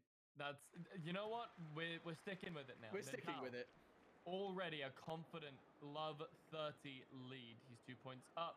Medvedev needs to try and regain some ground here, but Nadal's aggressive play style really feeds into that momentum that we were talking about earlier, Adam. And the more he gets up at close and personal, with his opponent, the more that's going to feed into this energy. However, he can't be affording to make mistakes like that. No, absolutely not. And what I was going to say is Luke obviously has the advantage here because it is his serve. And for the first 2 points, he didn't really make much use of it. But, you know, at least he's made a slight comeback. But can he close out the game?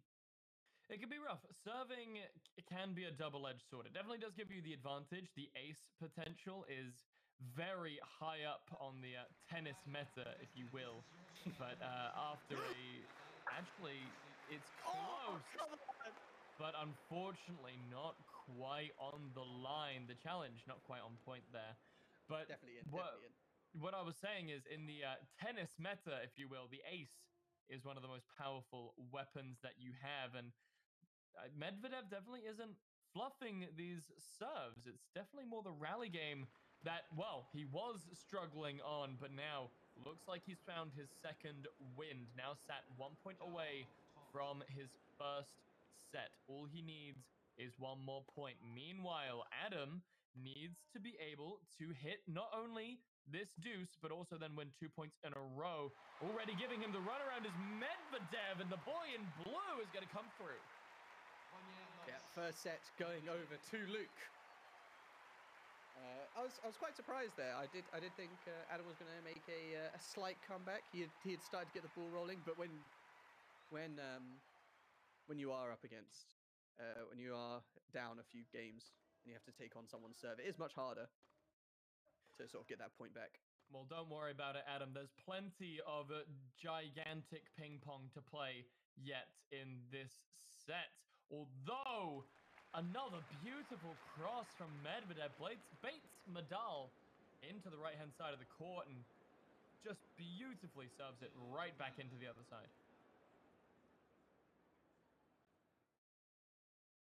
I do like how Adam is changing up his serve style. Instead of just hitting it straight down the middle, decides, you know what, I'm going to change the angle a little bit. But still a nice return from Luke. It's a good idea. It keeps your enemies on their toes. Make sure that they have to constantly be reactionary. There's that famous Nadal backhand that I was talking about earlier, but doesn't phase the boy in blue whatsoever. Is going to get a beautiful return to claim his second point of the second set. Remember that all that Luke, I believe it is, has to do. We're a bit confused here on the desk, honestly. Luke, it is Luke. It is Luke. All that Luke has to do at this point is win 3 more games, and he's already half of the way to one. Scratch that, 1 point away from game number 1. I will say Luke is far better at forcing Adam to be in just awful positions on the court. And just forcing him around and giving him a good run around. But Adam is making it very easy for Luke by sometimes just hitting it back to him and just being like, oh, you've hit it to me at a really awkward angle. Well, let me just hand it back to you real quick. And then Luke just goes, no, I'm going to hit it all the way to the other side of the court. So you can't get it whatsoever. As we saw in the replay, just no chance of Nadal even getting to it. A lot of that is also in Adam's almost over eagerness to play up against the net. He's always so far forward here. And whether that is thanks to Luke's ability to use the ball's positioning to force him up closer to the net, or just his want to do so naturally, is one thing. But Nadal finally getting the better of his opponent here puts love 15 on the board. Yeah, we saw that nice rally there. And definitely forcing a lot of mistakes from Luke. I almost expected Adam just hit it straight back to him again and just hit it straight down court, but no, he decided to go for a cross court. Once again, this is a classic play that we see happen repeatedly so far. So we obviously can't get the replay here, but what happens is Adam moves up into one of the doubles lines areas and charges up those power shots that Luke every time knows that he's going to be hitting it cross court. He sets up, and he knows that the stamina isn't going to be there for Nadal. He sets it up to go cross court, and then there is no chance that Nadal is able to find it. Here's the another challenge, but of course that is going to be out. In fact, Medvedev coming in with the 30-15. Yeah, I think that one was a bad call. You know, that was definitely out. You know, definitely a bad call there from Adam. Just a bit of a waste of challenge there. Do you want them to challenge everything, or do you want them to use them properly? Come on, make up your mind. Who knows, Robbie? Who knows? Although I'm really surprised that Luke has suddenly just gone from full stamina to pretty much no stamina. He's definitely been using up those power shots far more often. He's finding his feet a little bit, I think, is the play. He feels a little bit more comfortable to use that stamina to be a little bit more aggressive, to force Nadal a little bit more into bad positions. But Nadal playing this a little bit more safely this time around, using his positioning, not playing too close up to the net. This is a really good look if Adam is looking for the turnaround. Yeah, and he needs to break Luke's serve. He needs to get like something out of this second set, because right now he has been a little bit on the behind, but hope maybe he can bring it back on this point. Potentially, and he only does need one to get his first game of the match on the board. However, on the flip side, Medvedev looking to even it up to a deuce. A little bit off the court. Nadal not quite able to get his game over towards it. Not quite able to touch that ball. Going over into deuce the first time for this match. Yeah, very unlucky there for Adam. Just not getting that nice timing on that volley. I think he wasn't expecting the volley, and then all of a sudden Nadal was just like, no, we're going for the volley, and just not even inputting a button there, just deciding that no, I'm not deciding to click anything. That's rough. Going into the first point of deuce, Medvedev is given basically a free advantage there by Nadal, hitting it into the net. Now Nadal cannot afford to lose another point. He's got to win one here to force it back to deuce and make Medvedev work a little bit harder, hopefully, for that advantage point. Both players running a little low on stamina, but crossing it a little too far into the doubles line. It goes, and Nadal walks away another game behind. Yeah, no, this is looking pretty grim for poor Adam, but he was a little bit too soon on that button press and just decided to aim it way far left.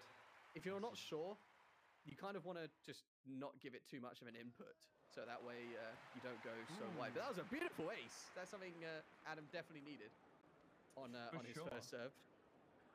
For sure, a confidence boost here. Nadal really needs to use that momentum. Adam really in a bad spot. Remember, ladies and gents, Medvedev just needs one more game under his belt. That means 4 points, or potentially 6 if the deuce is achieved. But doesn't look like Adam's going to want to give him any of that space to breathe. Second ace in a row. Yep. Do we hear a third? Does anyone hear a third? Do we hear a third ace? Have we had a hat trick ace so far in the day? Yes. I don't think we've had a full game. And but we didn't be this time. No, we don't get a third one. But we can hope, Robbie. We can hope. We can hope that someday, one day, we'll get 3 aces in a row. Oh, unlucky with, again, no input. Deciding once again that ball just didn't want to interact with it. Medvedev in a good situation. Nadal still a point up, but he's got to maintain that lead. Doing so like that is a good start, though. Puts himself 1 point away from claiming a match. Claiming a game, not a match. That's the whole thing. We can't be having those kinds of mistakes from Nadal anymore. He can't be affording to hit anything other than the ace. That's going to be it. Ladies and gentlemen, Nadal puts himself on the board. First game of the match. And he's got some fight still in him.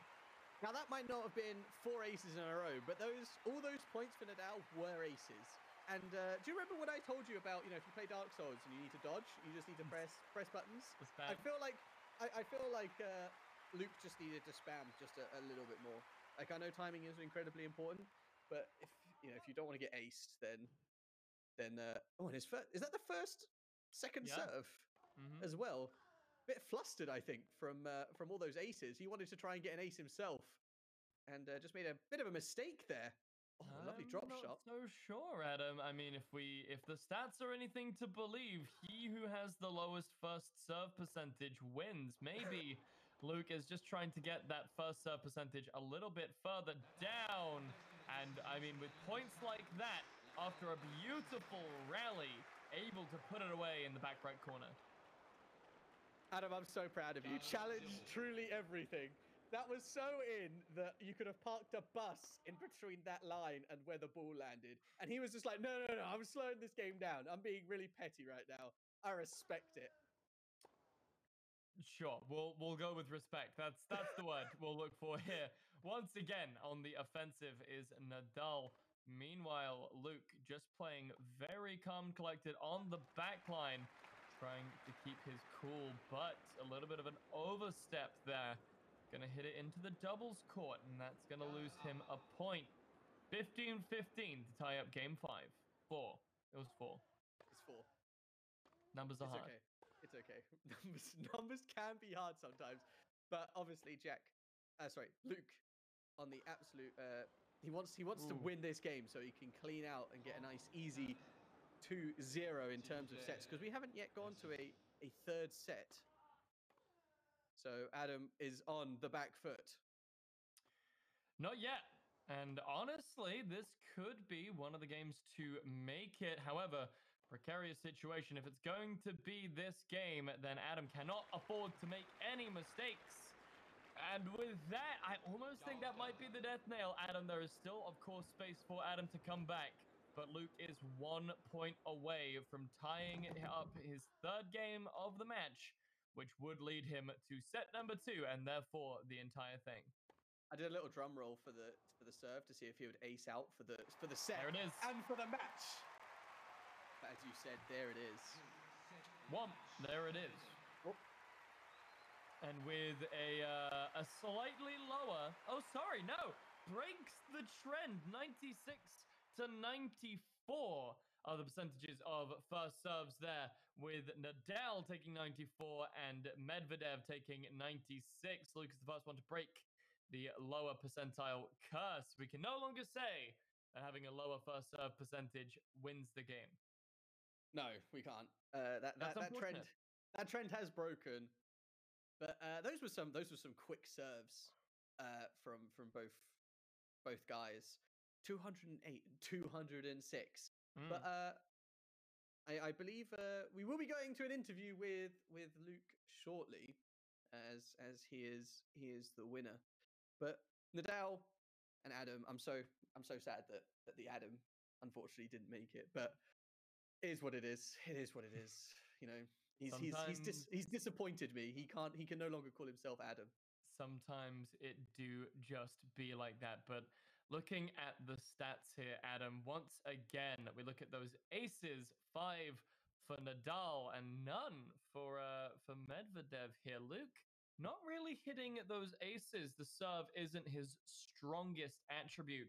Where we really saw him in his prime, in his element, was in those long form rallies. He only occasionally hit it out and hit those doubles lines. But all in all, he really knew how to control the court and control his enemy's positioning. And that's a very important key factor to his victory here. And Luke did that so much better than Adam. But one thing about this game compared to some of the others was Luke and Adam had a lot less forced errors. Like they didn't make unforced errors. They didn't make as many mistakes as some of the other guys. So maybe the players are kind of as they've seen some of their competitors come on stage, they're like, this doesn't look so bad after all. It's not such a nervous thing.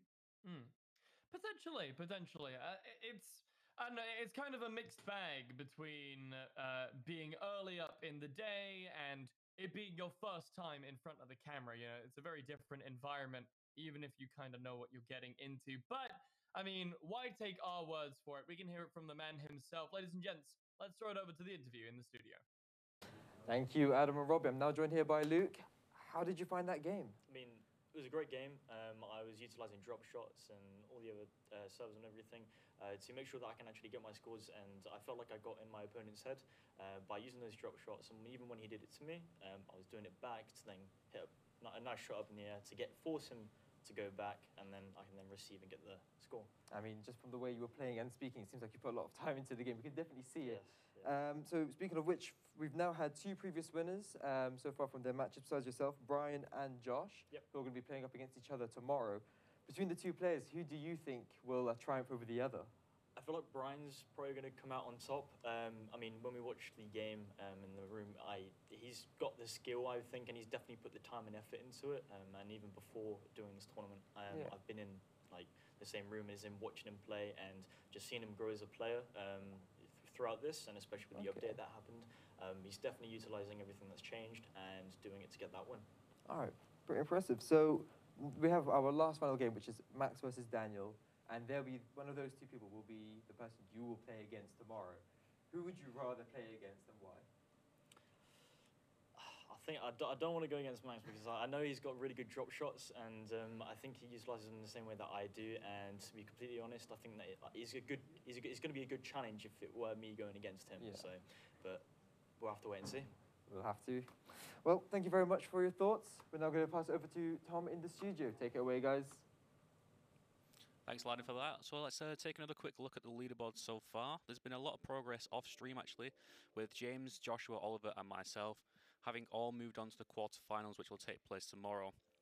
So as you can see here, so yeah, Joshua Welling versus Brian tomorrow in the quarterfinals. Luke versus the winner of the next match, Max or Daniel. And then James, myself, Joshua, and Oliver, like I mentioned, all through to the next stage.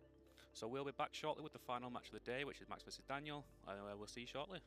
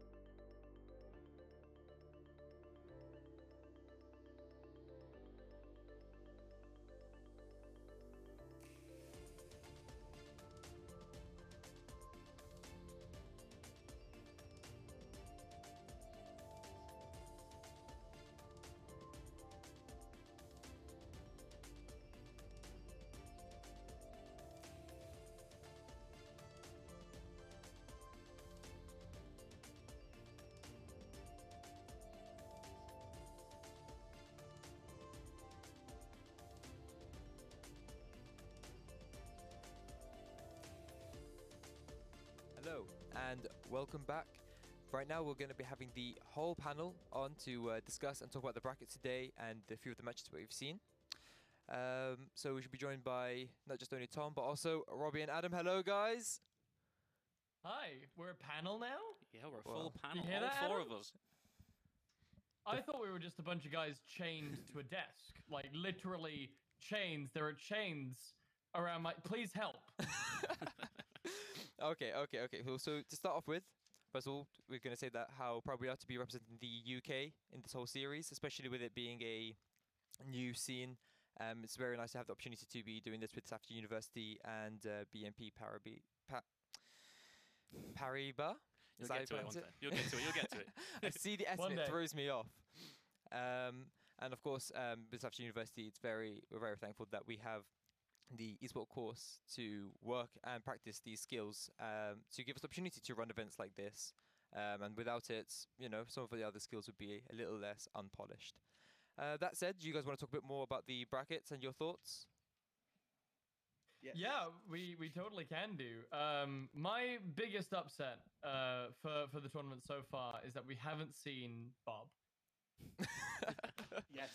Yes, we haven't seen Bob. University Yes. So legend. tell me a That's bit a more great about this. sadness. So who was this Bob character again? Because I wasn't there for the creation of this Oh, it was behemoth. magical. It was truly magical. So we obviously came together and we were like, okay, so can we have creative characters? Because there was so many questions like, well, how do the characters work? And Ross, who is doing production Tech guy. and helping with tech, thank you, Ross. No, thank you, Russ.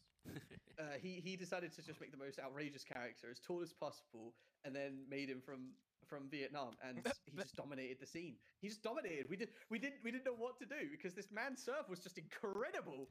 And from then on, we were just like, aces are OP, aces are OP. Yeah. And then obviously we asked, are we allowed created characters? Because we wanted this man, the myth, the legend, to be shown off at the finals, and they were just like, no, he's too OP.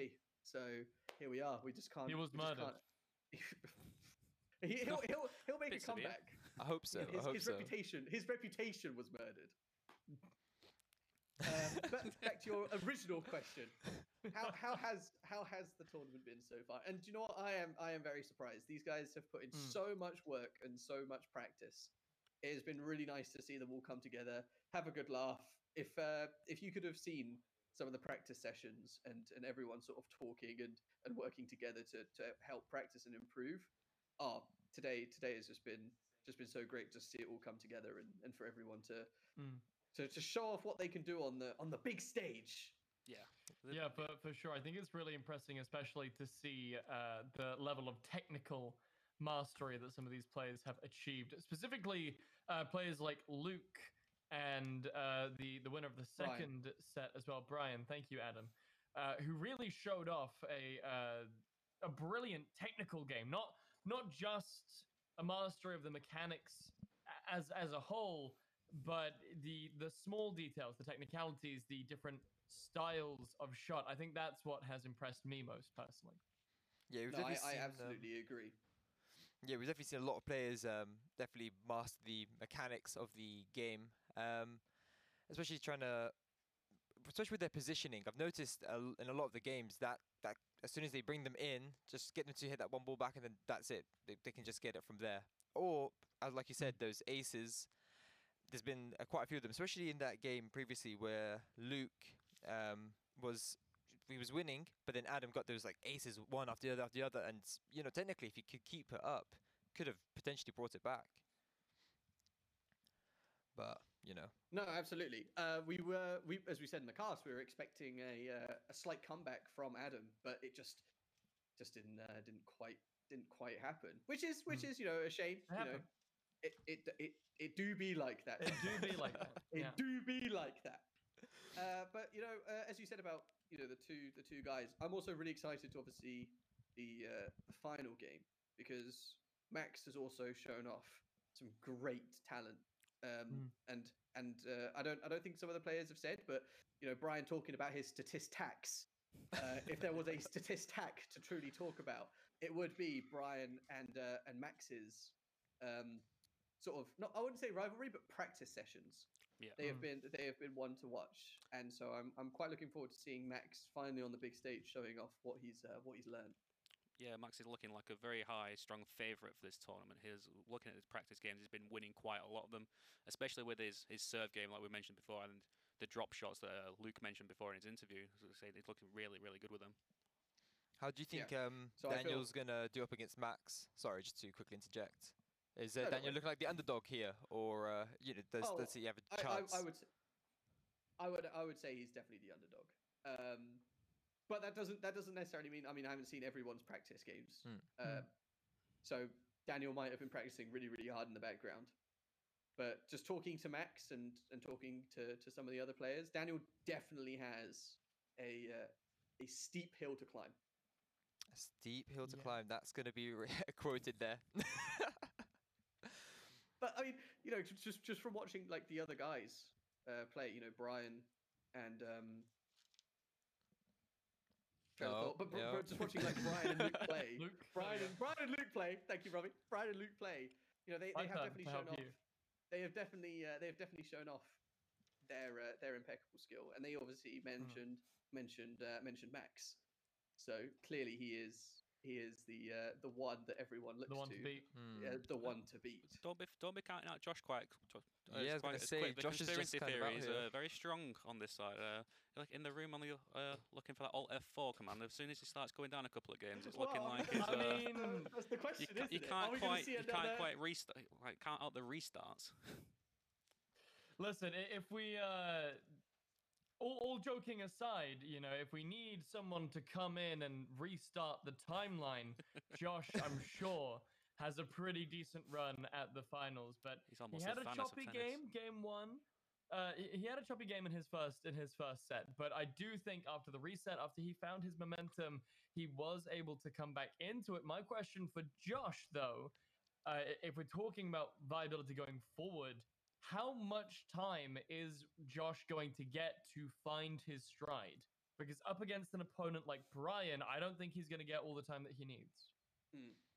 Another question I would ask is, we're obviously going to see a lot of Nadals in the final. Luke, the only player so far not to pick Nadal.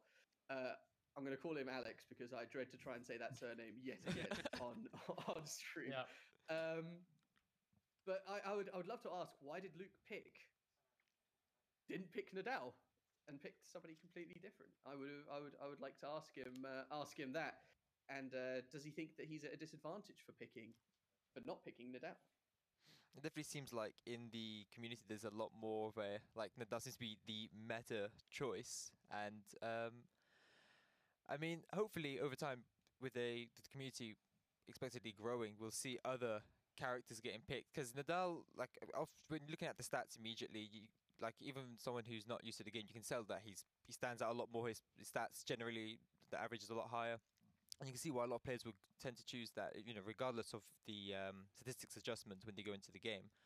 But as patches go on and as the community get bigger and bigger, we could potentially see other picks being chosen, and maybe a lot that might surprise us. Yeah, I think I've got it here that. Oops, sorry. I was just going to say about go who's ahead, Max's picks, because I believe I've got it written down here that Max has got Marin Cilic, I believe. How do you say his last name? Cilic? That's the list that they gave us anyway, so that could still change, but that's the list they gave us before the tournament. So it looks, and then I've not got Daniels because he didn't put his player name down, so it could be another Nadal, but this could be the first game where we don't actually see a Nadal. Yeah.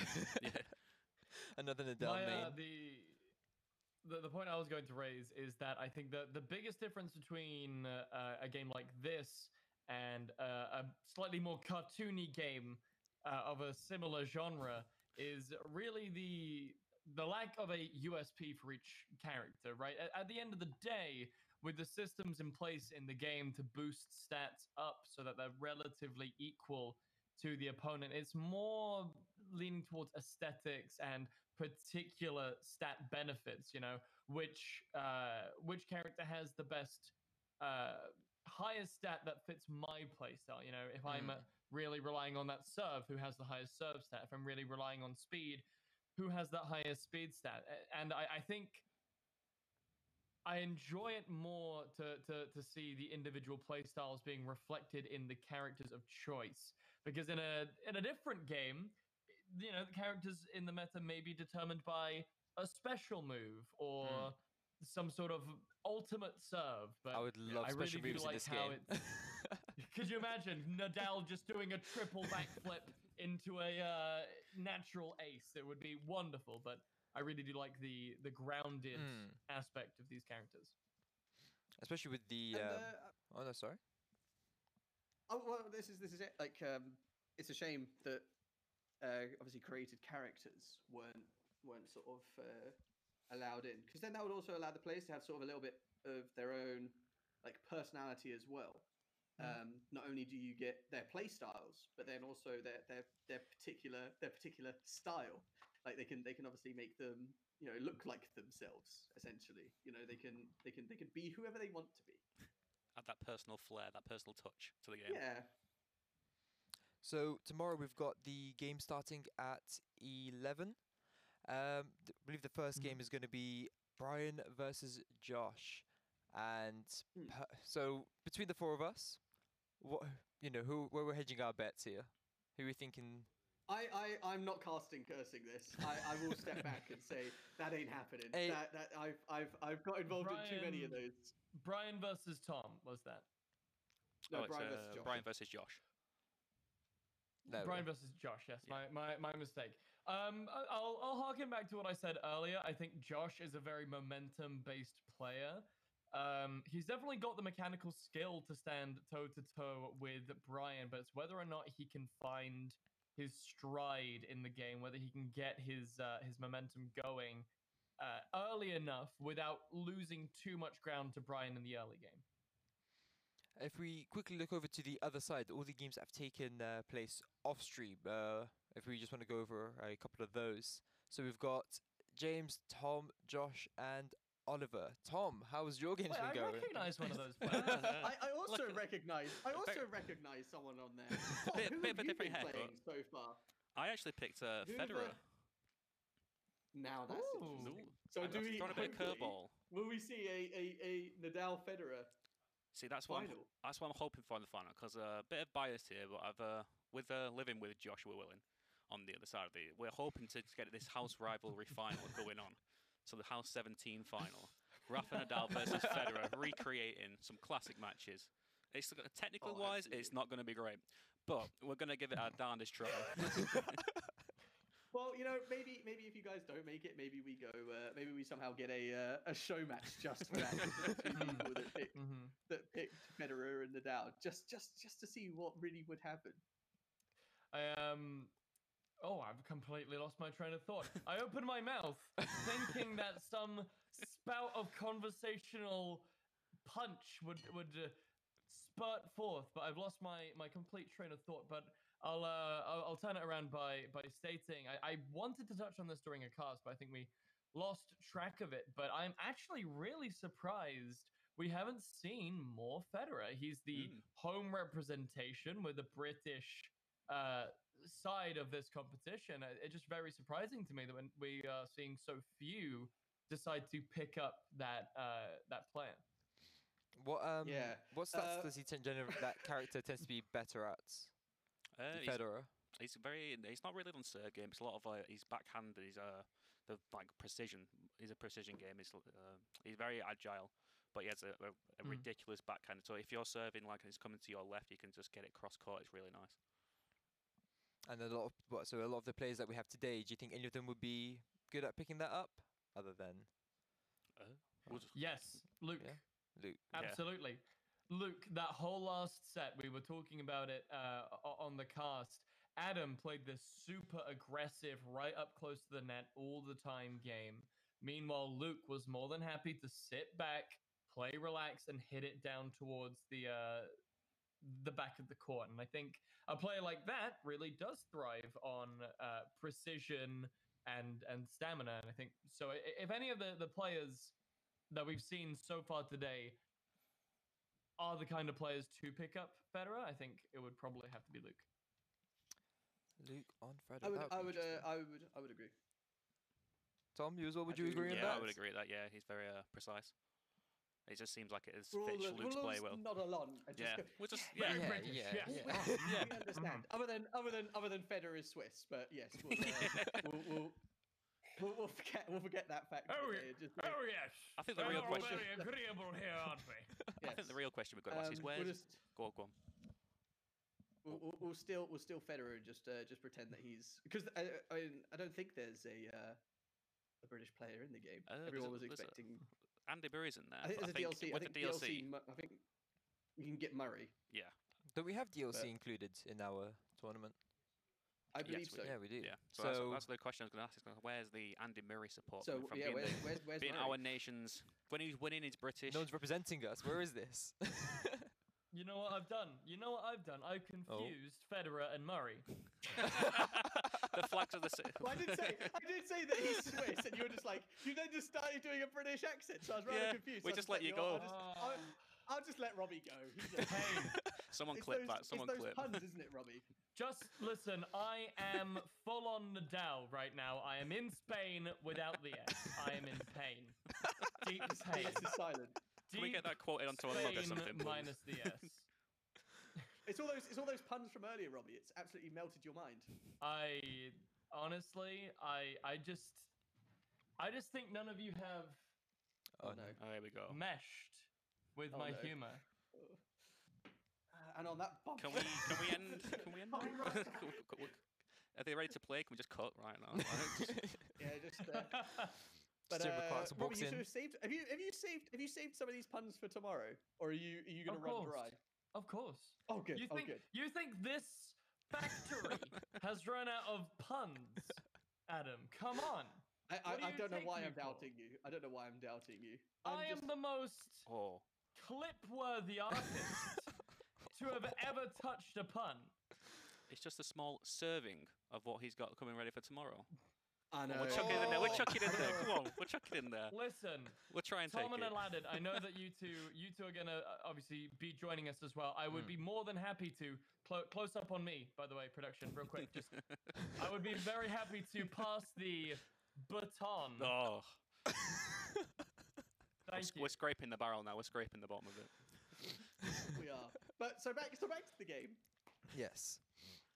We didn't mention who you guys were gonna think were gonna win the next game, because I believe you guys are Oh. casting the last game of the day. So who do you guys think is gonna win? Or do you not want to say in case you're caster cursing it? I won't blame you if you do. Ooh. I will. I think I'm not too sure personally. I haven't really seen many games on them, so I wouldn't be able to make a like an accurate decision. But after what I've heard from everyone, I'm leaning more towards Max. Oh, yeah, I'm saying I'm straight up Max. I've seen him play. He's just been dominating everyone on the other side. So Actually, I'm saying for this caster's curse, so then I don't have to play him later on. So Now that's so that. I'm- I that respect is- that. that's getting his that's getting the his way head thinking mind about it. games. I respect that. If I curse him and say that he's gonna win, I don't have to then play him, and I've got a Exactly. much better chance of then playing Josh and have the rivalry that I want. I respect. I respect. I can only say how much of a joy it was, Tom, to hear you discover the caster's curse in your last game. Oh yeah! 'Cause As soon as I you- said anything, it was I was like, oh, he's going to be more consistent now. Instant. Out, out, out, out. I was like, Yeah. I just feel like if I shut up, they'll play a good game. It's, But then you it wanna really is. commentate, and you don't know what to do. Yeah.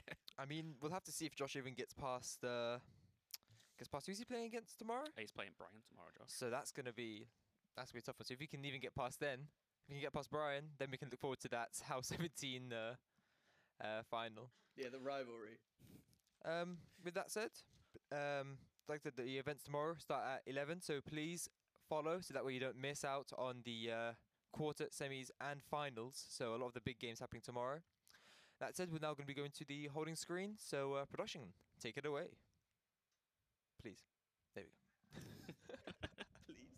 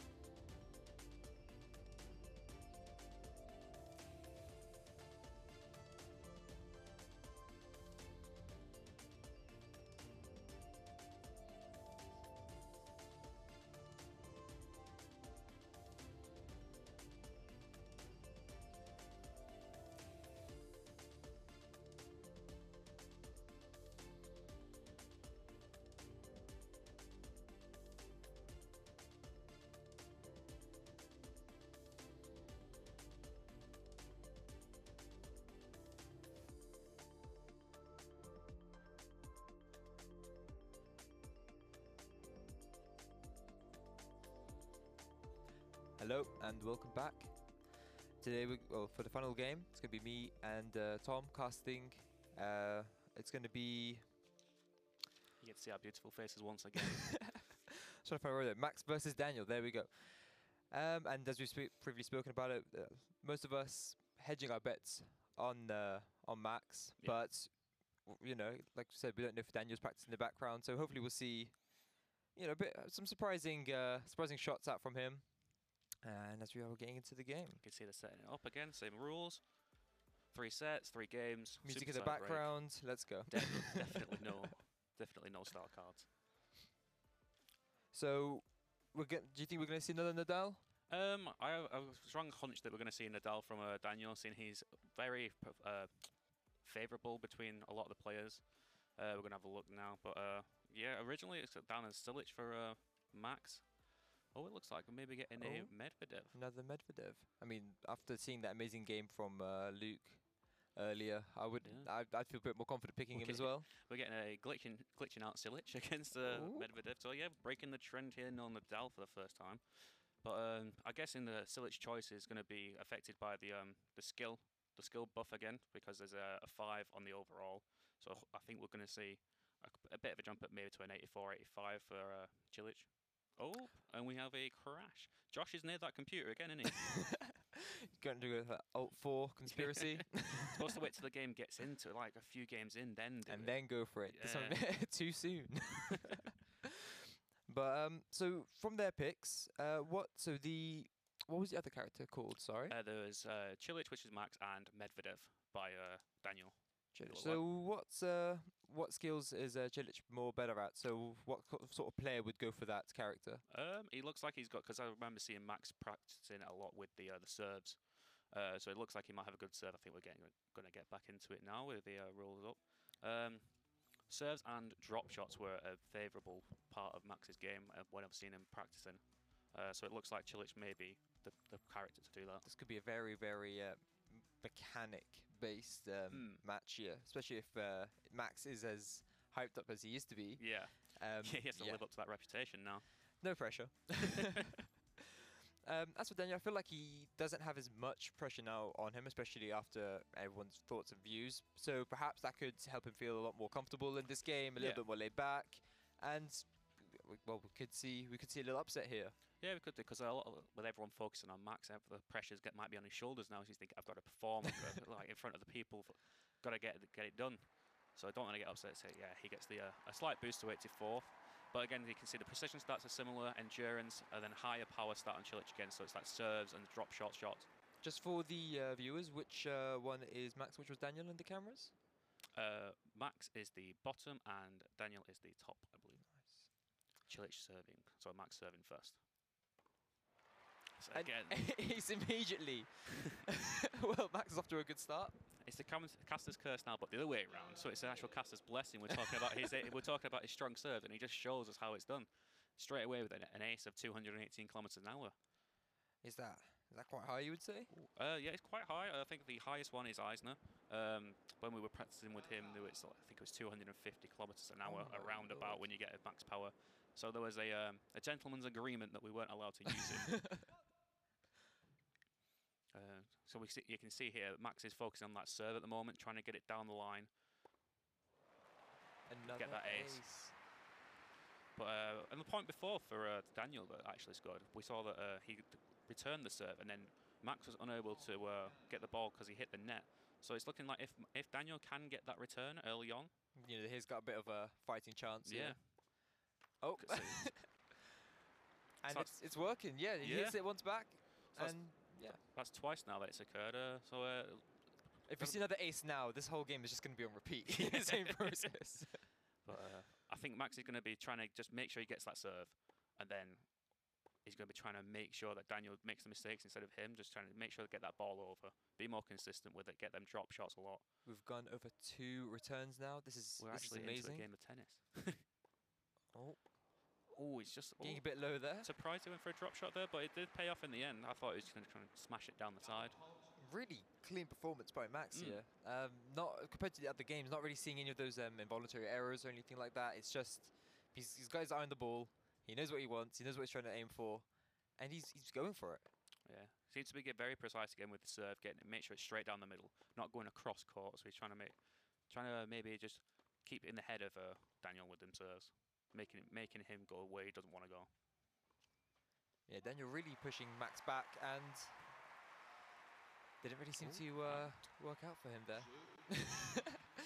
I think no decision disputed. Yeah, it was very close. I was sort of expecting someone to question it.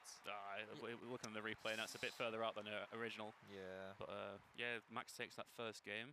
Again, as everyone's predicted, to be fair. But hopefully Daniel can just don't let that first game get on top not put of him down too much, get back on his feet.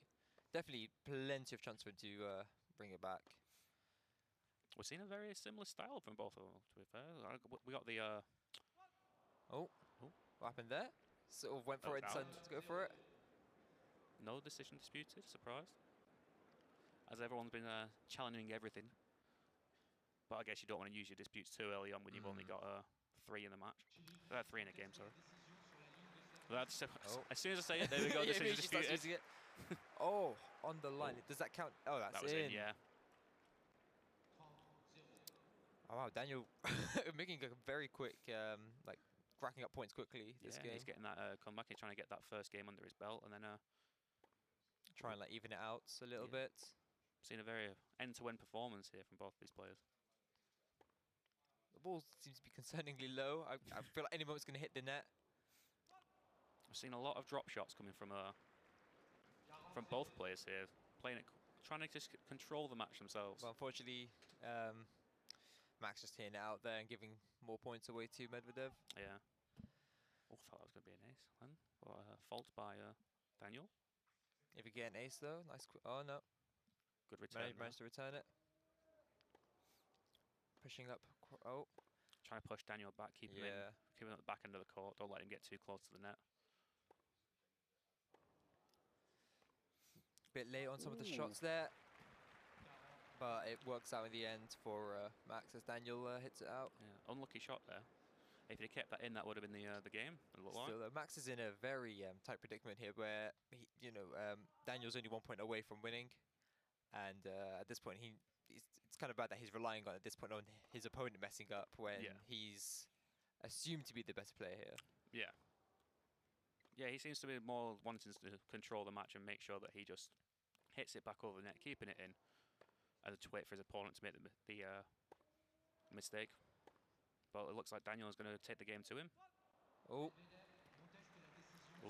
contesting. Oh, very close. That's it. It looks so close on the in full motion of the game. You're just thinking like it could be in, but that when Hawkeye looks at it, it's quite a bit of a gap. But slow motion will do that. As soon as it's on Hawkeye, you're kind of like it really wasn't anywhere near. Daniel's had the opportunity here to have a clean game, not allow his opponent to have any wins, but Max is really just bringing it back here. Now we're tied, 40-40. I don't know, it seemed like Daniel kind of got a bit under pressure there, like, might be able to win this, probably try to go for that win a bit too quick and kind of let the ball go there.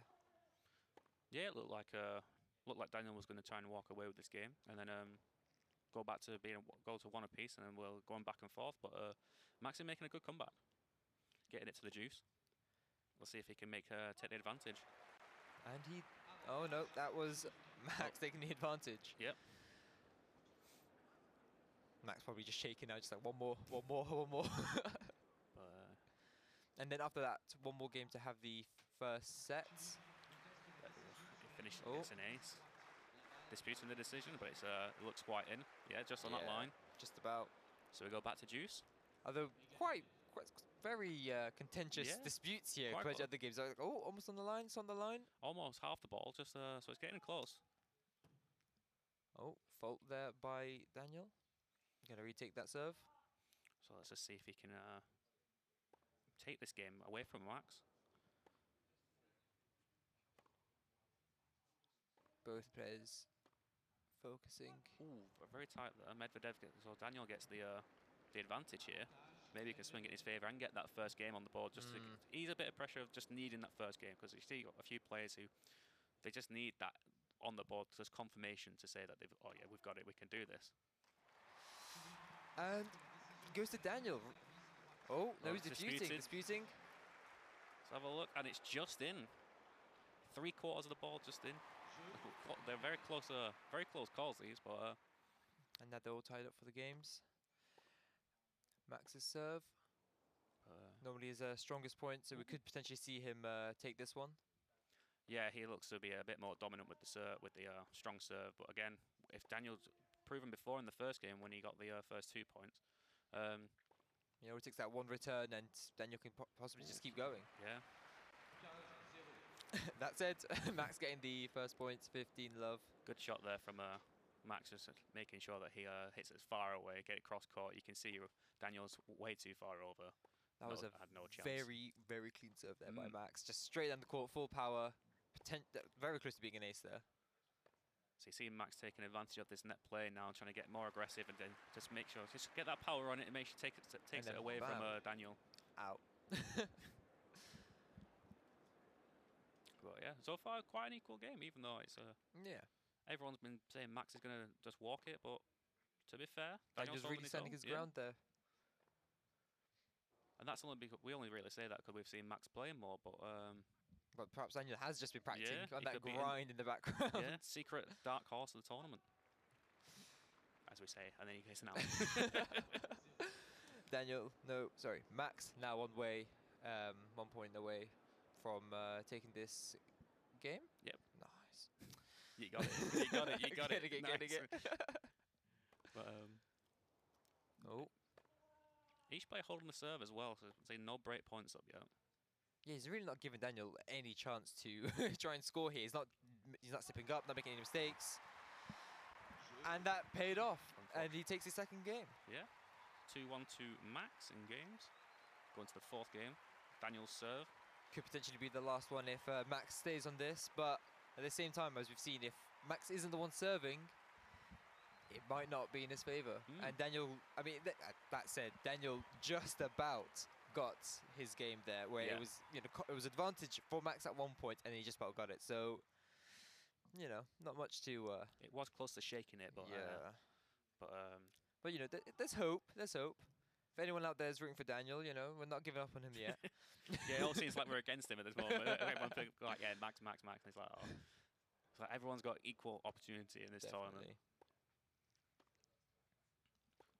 Shaky start from Daniel before with that serve, getting a fault on his first one. Not the best way to start. Then he can go into a bit of a back and forth volley. Getting a good rally going on here. Oh, pushing up, quite a bit aggressive. shots coming in. Yeah. Ooh, just out. Oh, I wonder if he's going to dispute that decision. Doesn't look like it. That's even if they have any I would have disputed that there just for the sake of it at that point. Yeah. But yeah, first point to Max here. See if he can break the trend and get the break point for the serve.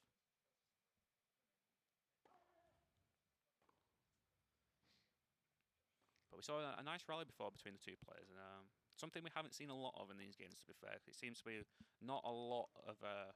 seems to be a mistake come too soon. Yeah, either a mistake or one player just hitting it right, getting that point. Yeah. In this case, a player hitting it wrong. Another point goes towards Max. So Max 30 love. Trying to get this break point, break that serve. Fault. And take the first set. Daniel getting a bit jittery there with his serves. And Max with a clean return. Going a bit aggressive, pushing quite up. Maybe Daniel's finally got a strategy. Maybe she's going to try and get Max to push up and, you know, get the ball away from him. Ooh, unlucky there with or he'll hit it out. Max now 1 away from taking the game and taking the set. Taking the set, yeah. Taking the first set. Ooh, good serve there though from Daniel. Get that ace and then get a bit getting of on the board. you can see it in his face, and he's giving himself a little bit of a nod, saying, "Yeah, we can do this." Because I'm here, I'm still in the game. Yeah. Don't cut me out yet. Another serve by Daniel. Another good serve. Just returning it off from Max. I've seen a lot of movement trying to pushing each other out to the corners. That said, Max pushing all the way up. Ooh, very nice. With that little low hit there. Very Very nice well drop played shot. by him. He was not going to reach that. All the stamina in the world, he was not going to reach that. And that was well played by Max. Very cleverly thought out, and yeah, takes the set. So onto the. So this is set number 2, correct? Yep, second set. Max is serving first. That was Should see quite a few points go towards him then. We've seen again a few errors coming from Daniel. So he's like Max's gameplay is his tactics are paying off, trying to just control it, keep it in, and then to make sure that your opponent makes the mistakes and not himself.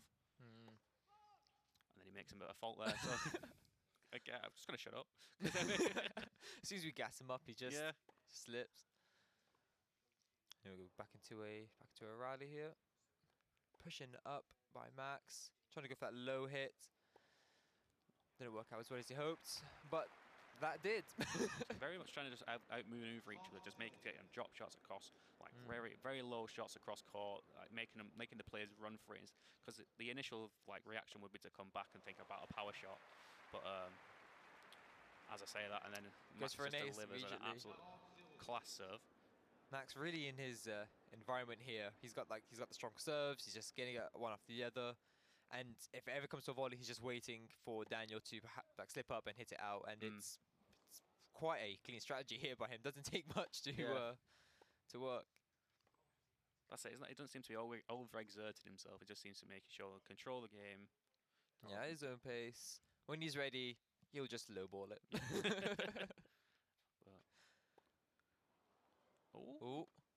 Oh, Daniel just about hitting back in, but he could not get back to the other side of the pitch in time. It's unfortunate. He got the good return here. I didn't think he was going to make this, but he just keeps it in. And that took everything he had. Yeah, as soon as the rest of the see court's Max hit available that. there for Max. It's just an easy point. Takes that first game of the second set. I have to say though, watching a lot of this tennis, I feel like I want to take up the racket myself. How about you? Yeah, you might just go down to the uni courts in a bit, just play around a bit. It does having it from our perspective at least. It does make it look a lot more satisfying, and that's when we go to play tennis in real life and we realize, hang on a minute, why am I not in third person? It looks a lot easier on the screen as well. It's like we'll go for this big serve. It's like, oh, why wasn't that in? Why not smashing at 200 kilometers an hour? We should just take all the players from here and just see how well their hand-eye coordination really is. But we see Daniel taking an early lead here against Max, and it is Daniel serving. So yeah, really trying to take the advantage here, not that he's got the serve in his hand, hopefully potentially not letting Max have that control over the start of the game. I think if Daniel focuses more on just, trying to keep it more consistent and hits the net. If he just keeps it in and makes sure that he, he kept it in. It was Max who hit into the net. So if Daniel just makes sure it's in. And yeah, he'll be okay. And all he has to do is just wait for Max to mess up at this rate. A bit surprising though that Max hit the net there. Wasn't really. Yeah, it came up as a no input, so I'm guessing it was just a quick error, but quite surprising. He's really he's been hitting a lot of them, not exactly always perfect, but always getting his racket to the ball. Yeah, we've seen a lot of goods. We've seen a few perfects. We've seen quite a lot of too soons from a lot of the players. I think it's the new patch coming into play. The timing's being slightly adjusted when the player hits it, and again, all the players have their own slight different timings because they have their own animations. So obviously a lot of players would have had to spend the last week just relearning the entire patch. Yeah. Because while it doesn't seem like much, just because in the end this isn't using physical strength, this is using reaction times, and that by the slightest few seconds off will definitely make a big difference. Oh yeah, definitely.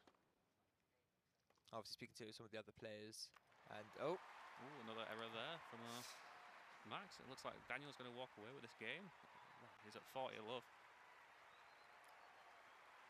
Can he get the first game on the board? Yeah, that would be the dream for him there. See here, he just goes to return it, but a bit of spin. And Unfortunately, doesn't work out. Not enough elevation to get over the net. Here we go, back into Max's dominant serve. Just get that max power. But Daniel still keeping up. Still managed to return it. Wasn't too intimidated by that. Saying that, just couldn't reach that. Just couldn't reach that then. That backhand. But seeing Daniel get that last set, leads me to believe that there's, to get the last game. Sorry. There's definitely potential there. I mean, there was a lot of reliance on Max making mistakes, slip-ups, and then every now and again making his own moves. But again, it goes to say that Daniel might still have it. Again, the more I say Daniel might still have it, the more Max it always seems like whoever we talk about just always suddenly does bad. It really is. It's like we talk about Max and he'll hit the net, and then we'll talk about Daniel says, "Oh yeah, he's going to recover," and then he's just out. It's like, oh, great. So 30 love to Max. And we'll see if he can take it that bit further, which he will, due to Daniel's hitting it out. 40 love, one more, and he'll have this set as well. Just get that second game, and then it's all in Max's hands now. Just needs to get that point, get that second game on the board. And then potentially could just leave it to one last game. Yep. Was a comfortable rally there for a moment, but good shot there. Max was like, I don't want to bounce this around anymore. We're ending this. He's like, nah, we're done with the drop shots. Let's go. Let's go. And Max takes it. So it's 2-1. Second game to Max. Well, third game to Max, sorry, so I say it's second of this set. But just... Max really looking like one of the cleaner players we've really had today. I'm sure the other players watching this game now are probably feeling a bit more intimidated by his skill, should I say. But I think the general consensus was that he was just going to get them serves and keep going ace after ace. But seeing Daniel return them, a vast majority of them, like it's like he's not returned every single one, but seeing that Daniel actually return them makes, well, look, if the other players are watching, probably fill them with a bit of confidence to make sure that they can actually, Max isn't this massive threat. Exactly. Like once the serve is out of the way, there is the potential to outplay him or outmaneuver him. And Daniel showing us this, whenever he's managed to get a score, it's showing that there are weaknesses in his strategy. And then as Max is just looking at us now, just saying, right, I can do this, I can make it go across here, and then make your way out of position and just take advantage of that. It looks so sunny there. I wish it was this sunny here. Yeah, it just looks like, even people are there. I just wish people could be around. They should have made like an edition where they just had like the panels, Yeah. like so, like old school games, but they should have just made it like a COVID edition. Yeah, new DLC, plastic panels in between every single attendee. We're up to match point now. And for Max. Max still taking in the points. Doesn't need the serve to keep them going. No, he seems to be, his games, technical game is down along with the serves. It's just, he's got quite a bit, he's got quite all in his repertoire. Kind of feeling Daniel might have probably not trying as much here. I say that. This isn't disputed. Is he going to try and get it? Ah, it's in. Close. Well worth it, but especially with the match point on the line. Yeah, like he already had too much to lose. Here, at least now he's like, all right, I've got some points. Hopefully giving a bit more confidence, maybe shaking Max a bit up. Oh. Fault there. It looked like it was going to be an ace, but there was a fault there from Daniel. Instead, Daniel getting a bit more shaked up rather than Max. So yeah, Max just needs to control himself. Like, breathe. You've got time. Daniel's just like, I don't have time. I need to get this. Push up quite a bit aggressive, trying to really force it on him, and he does.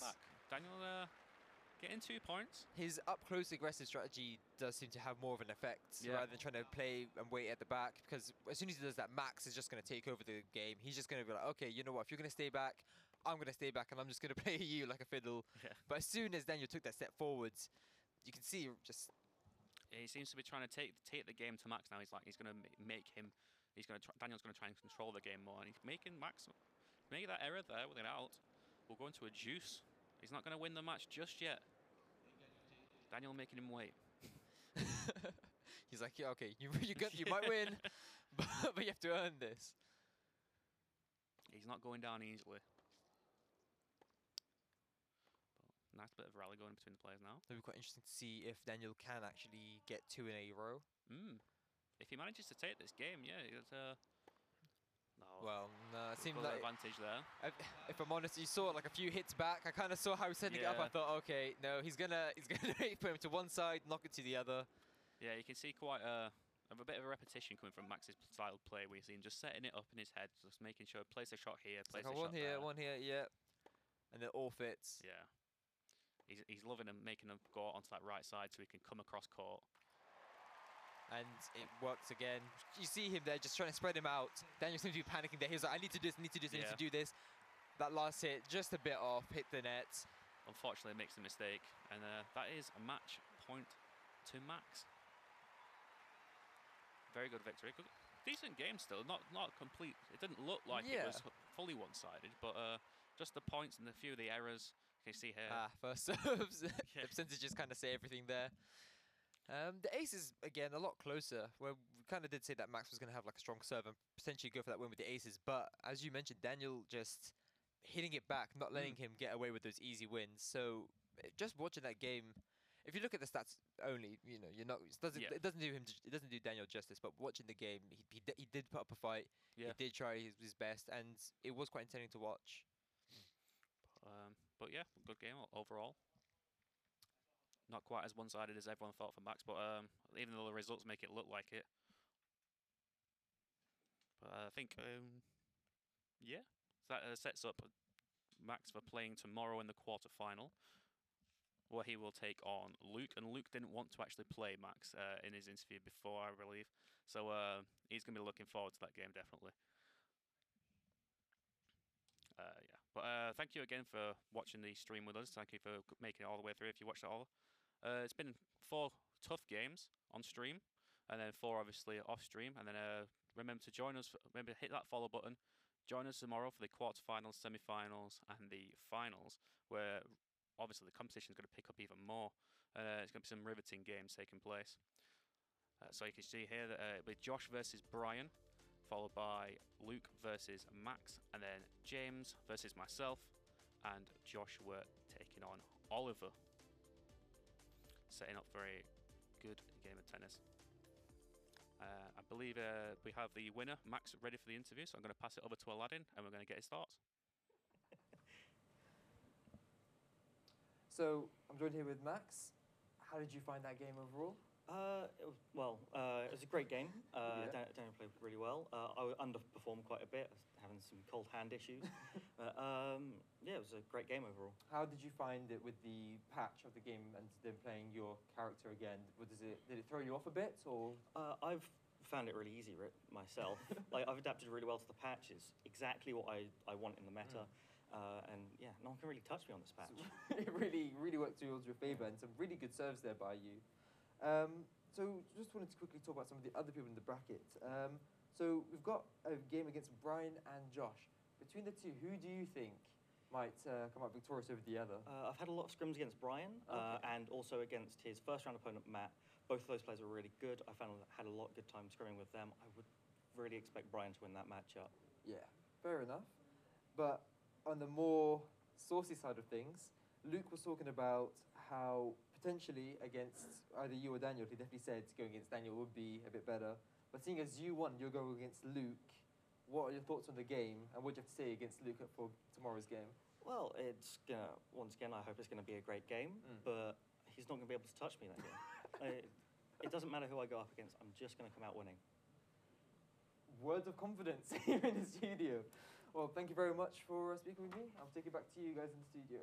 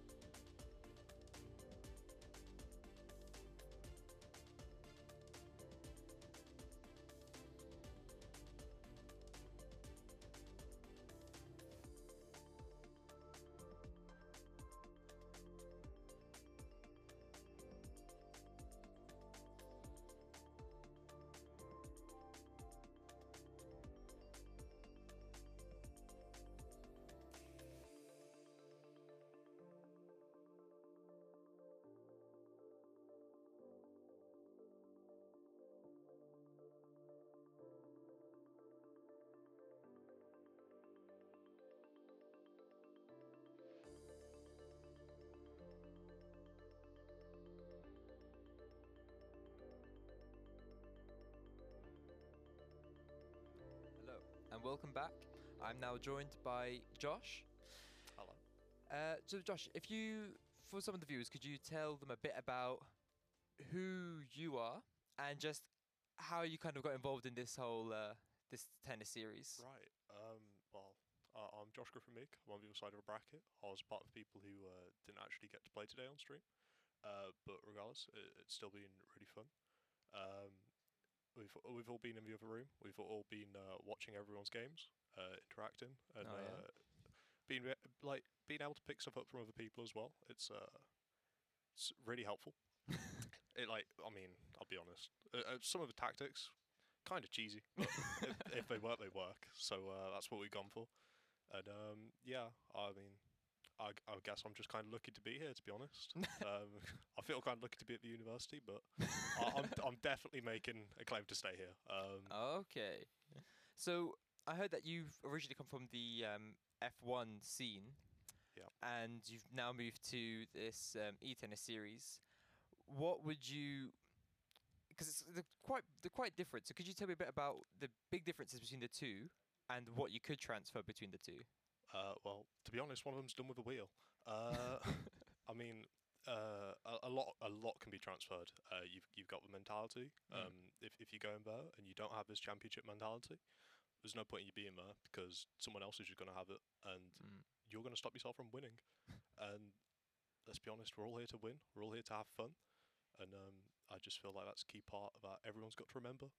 And that's what I'm going in there to do. I'm coming here to have fun, and I'll be doing my best to try and win. Same as every race, same as every match. It's just what we do.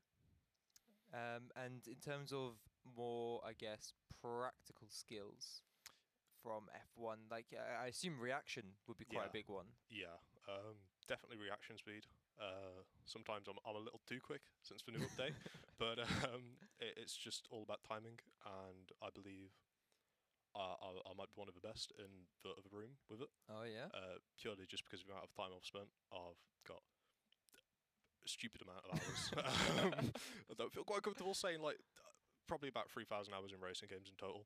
Oh wow. So I'm pretty competent on the old reaction times, and to be quite honest, I'm just looking forward to showing it tomorrow. Oh, that's be quite exciting. So I've been talking to some of the other players about this and about the whole patch and how that's changed a few of the reactions. How have you found it in terms of adapting to the to that update? Has it helped you, or has it thrown you off a bit from your game? I'd say, if anything, it's quite helped me. It's made it. It's just changed it. I wouldn't say it's necessarily got harder or easier. I'll just say it's different. It's different, Okay. and I quite like it. Goes into more of my play style, more of a aggressive play style. So that's interesting. That's good for me. Not necessarily good for other people, but I'll take it. Yeah, like I said, it's just about waiting just to see what everyone else is like. I've got a pretty good gist of the people who played today on stream, and some of the others out the yeah, exactly, enemies. Exactly. So you said you've got a bit of an aggressive play style. How does that fit with your general character preference? Not have to go into too much detail if you don't want to give it away, but it's fine. They can know. I tried a lot of Nadal. I just couldn't get used to him. Tried a bit of Federer, same thing. Ended up sorting by the tallest.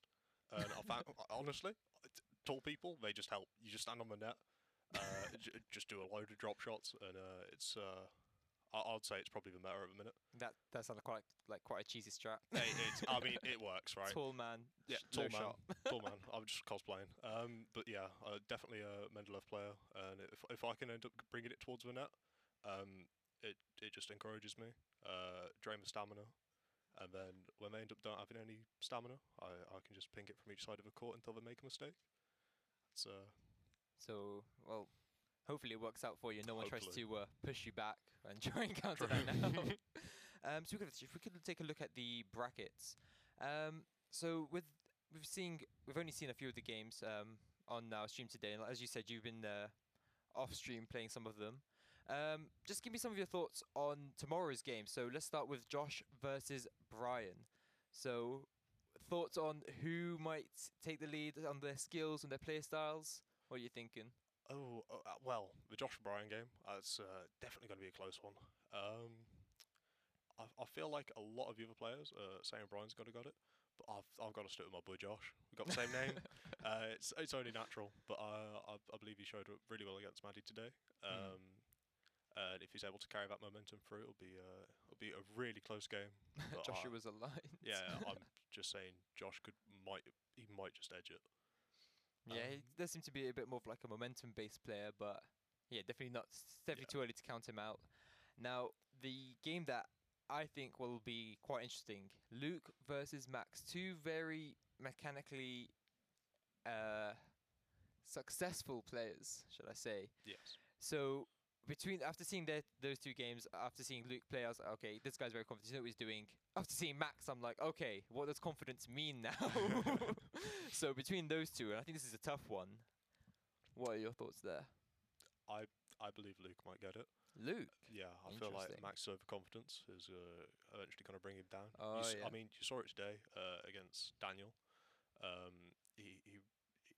He just kept trying to go for the same pattern, regardless if it was working or not. I feel like towards the end, Daniel kind of got a hold of it, started understanding what he needed to do, but by then it was too little, too late. So it's just how quickly Luke can adapt to the game and pick himself up and change back on some of Max's serves, because to be quite honest, they're lethal. I definitely agree with that. So some of the other games that we haven't seen today. So we've got tomorrow Josh and Tom, and then you versus Oliver tomorrow. So you guys were all in the other room. Can you tell me a bit about what's been happening around there? What the guys have been saying? What's everyone's thoughts? What's the energy there? I mean, don't really know too much about James or Tom. I'll be honest. But with me and Ollie, we're pretty close friends. We literally have played every single night, and I mean, we know each other like the back of our hand. We know exactly what each other do. We'll call each other out for being cheesy with some shots. But it's going to be fun. It'll be close. I mean, we're going in 2-2. I doubt we're going to play tonight, to be honest. But I might be able to grab Dan for that one and ask him for a game just so I can get one up. No, that's gonna be quite an interesting game then between the two of you, especially knowing each other's moves. Yeah, like we just know each other like the back of our hands. We know what we're both good at, and we know how to beat it. So it's gonna be a good one. It's gonna be close. Like it's gonna be more mind games rather than looking at the screen. Definitely. Potential BM. maybe. Potential. Maybe. So, but after these are going to be the quarterfinals. Who do you think is going to advance on from just generally after looking at the brackets? Do you think you've got a good chance to get to the finals? Yeah, I would say I believe myself. Truly, I think if I get the ball going, I don't really see anyone who can. I mean, they can try, but end of the day, trying's one thing, doing's another. And I'm just looking forward, counting on myself. But end of the day, what I do believe is we're all here to have fun. We're all here to compete. So regardless of win or lose, I'm just happy to be here. I'm happy to give it my all, and it's going to be really fun. Especially if I do win, I'll be able to hold that over Ollie for a little bit. Just a quick final question: who do you think will be your weakest matchup? So for like the toughest challenge for you to go up against, as for all the remaining players. I would say it's between Brian and Max.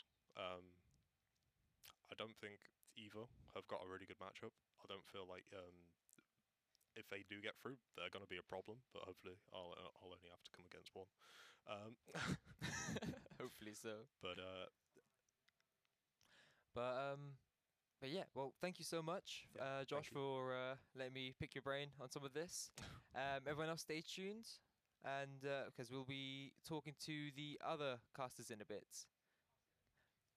Over to Robbie and Adam. Take it away, guys. I'm in a bit. Hi, Adam. In a bit. Hi, Robbie. How are you doing? I'm good. How are you? Well, it's us in a bit, so I'm really excited to go on air. Honestly, I mean, we got to wait a bit because there are a couple minutes between now and when you and I are on air. So we got to wait. I've looked at the schedule. Yes, it does. It does look like. What kind of things should we talk about when we get on air? I feel like we should talk about the last game of the day, right? And, No. no. Okay. That'd be silly. We can talk about trains. Do you want to talk about trains? We can talk about trains. Okay, we'll talk about trains. Oh wait, But- hold on. Oh no, sorry. Production's actually told me, Adam, we've been on air this whole time, Oh, so we probably should talk about the last game. okay, yeah, we'll talk about the last game. So, we obviously had we all like, oh yes, Max is going to win, and he did. But Mhm. do you know what? I'm actually really disappointed by Max's performance. Yeah. Even though he won, like we obviously made him sound like untouchable, but definitely that first game and the first set where he was making loads of mistakes and didn't even like hit some of his shots. He literally just did nothing. Like his serves were good, but if Daniel got the return off, then he just went, oh, what am I doing? He And just kind returned of just the gave serve. up. Yeah, he just kind of stopped and just gave up, and I was just like, Hmm. oh, okay, this isn't what I was expecting. So Max is beatable. He is defeatable. Honestly, I haven't been privy to any of the player scrims. I haven't been keeping an eye on the practice rooms at all. So when you guys were talking up Max all day, I was kind of like, whoa, this player. But honestly, I was watching that game, and I gotta say, Adam, I don't get the hype. Yeah, I no, don't I'm a little bit disappointed myself. I mean, it could He's- be. You know, he talked all big in that interview. You know, being like, oh yeah, nobody can beat me.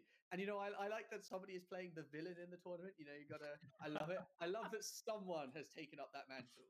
So I'm really proud that somebody's done that.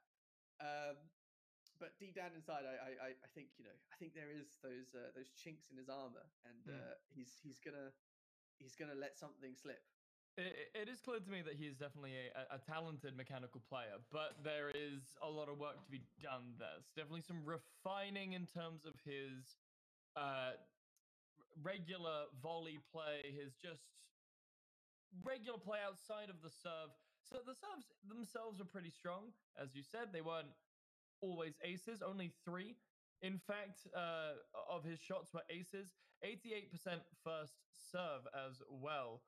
Which, I mean, if we're going by our first half of the day analytics, we would have expected his opponent to win with only a 55% first serve. I mean, I'm proud of accuracy. that 55%. That is the lowest of the day. If there's something to take home, at least you got the top of one of the stats, and that is you got the lowest of a stat. So I mean, you know, Yeah. you get those W's somewhere. One thing I will say about Max though, in his stat, he did have the fastest serve of the day, Mm-hmm. coming in 218. at 218. That is absolute stormer. I still just don't understand like how some of these people catch them. Maybe Aladdin and Tom can inform us on how they would catch a 218-kilometer-an-hour ball. Tom, Aladdin, what would you do if a ball that fast came at you? Very fast, Be right? silent and not say Yeah. anything. All right. There we go. There they go. There they are. That I think I would definitely catch it with either great pain or great difficulty, either with the rackets pain. or with my head. great I was pain straight in the expecting chest. something Far more epic. Yeah, I was expecting you to just go. Yeah, I'll just Just chest catch it. right there. Easy. Flex. Catch it between your pecs. Massive pecs. Yeah.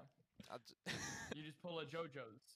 You do like a massive JoJo's pose, and you catch it in between your flexed muscles. Better yet, I'll just flex in time to knock the ball just back perfectly, yeah.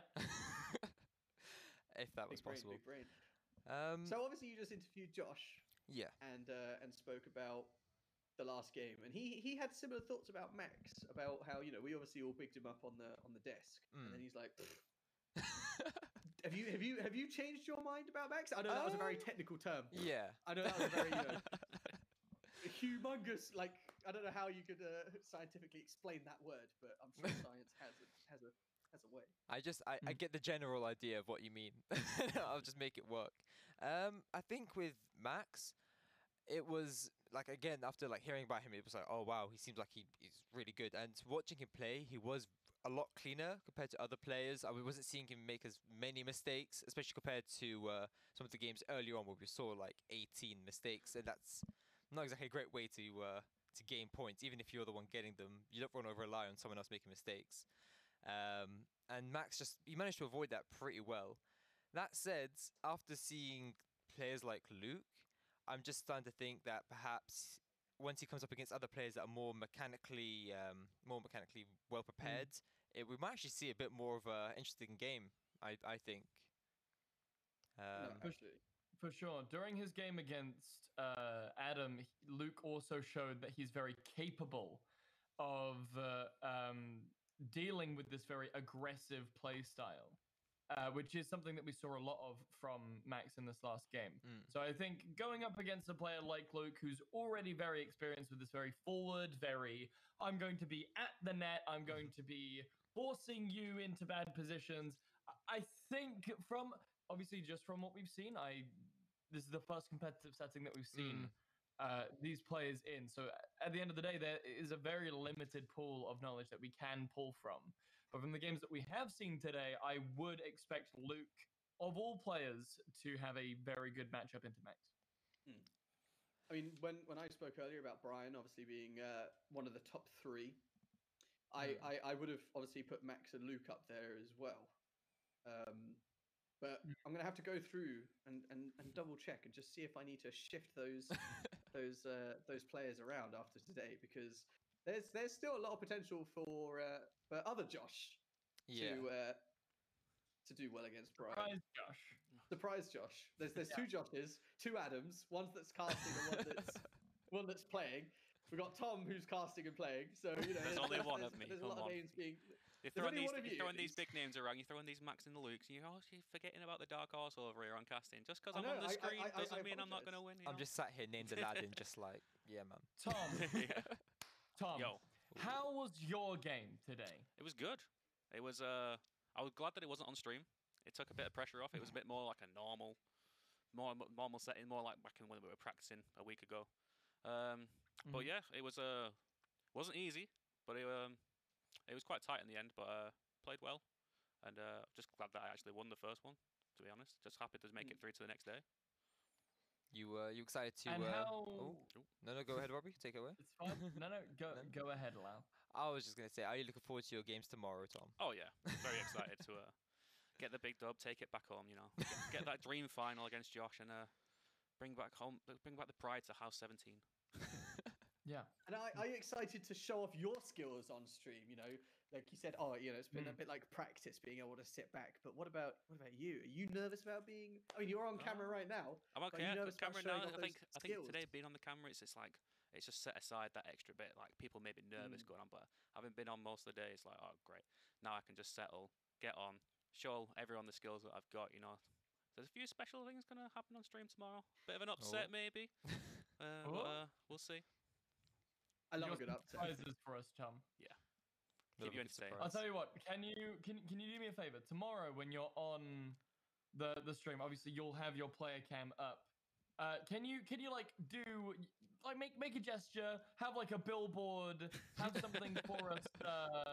To recognize, so we can go. That's our guy. That's our boy Tom from the Tet. I'll make sure to nip to Tesco and sort something out later on. Not sponsored, by the way. Before I mention them, there are other shops you can go to.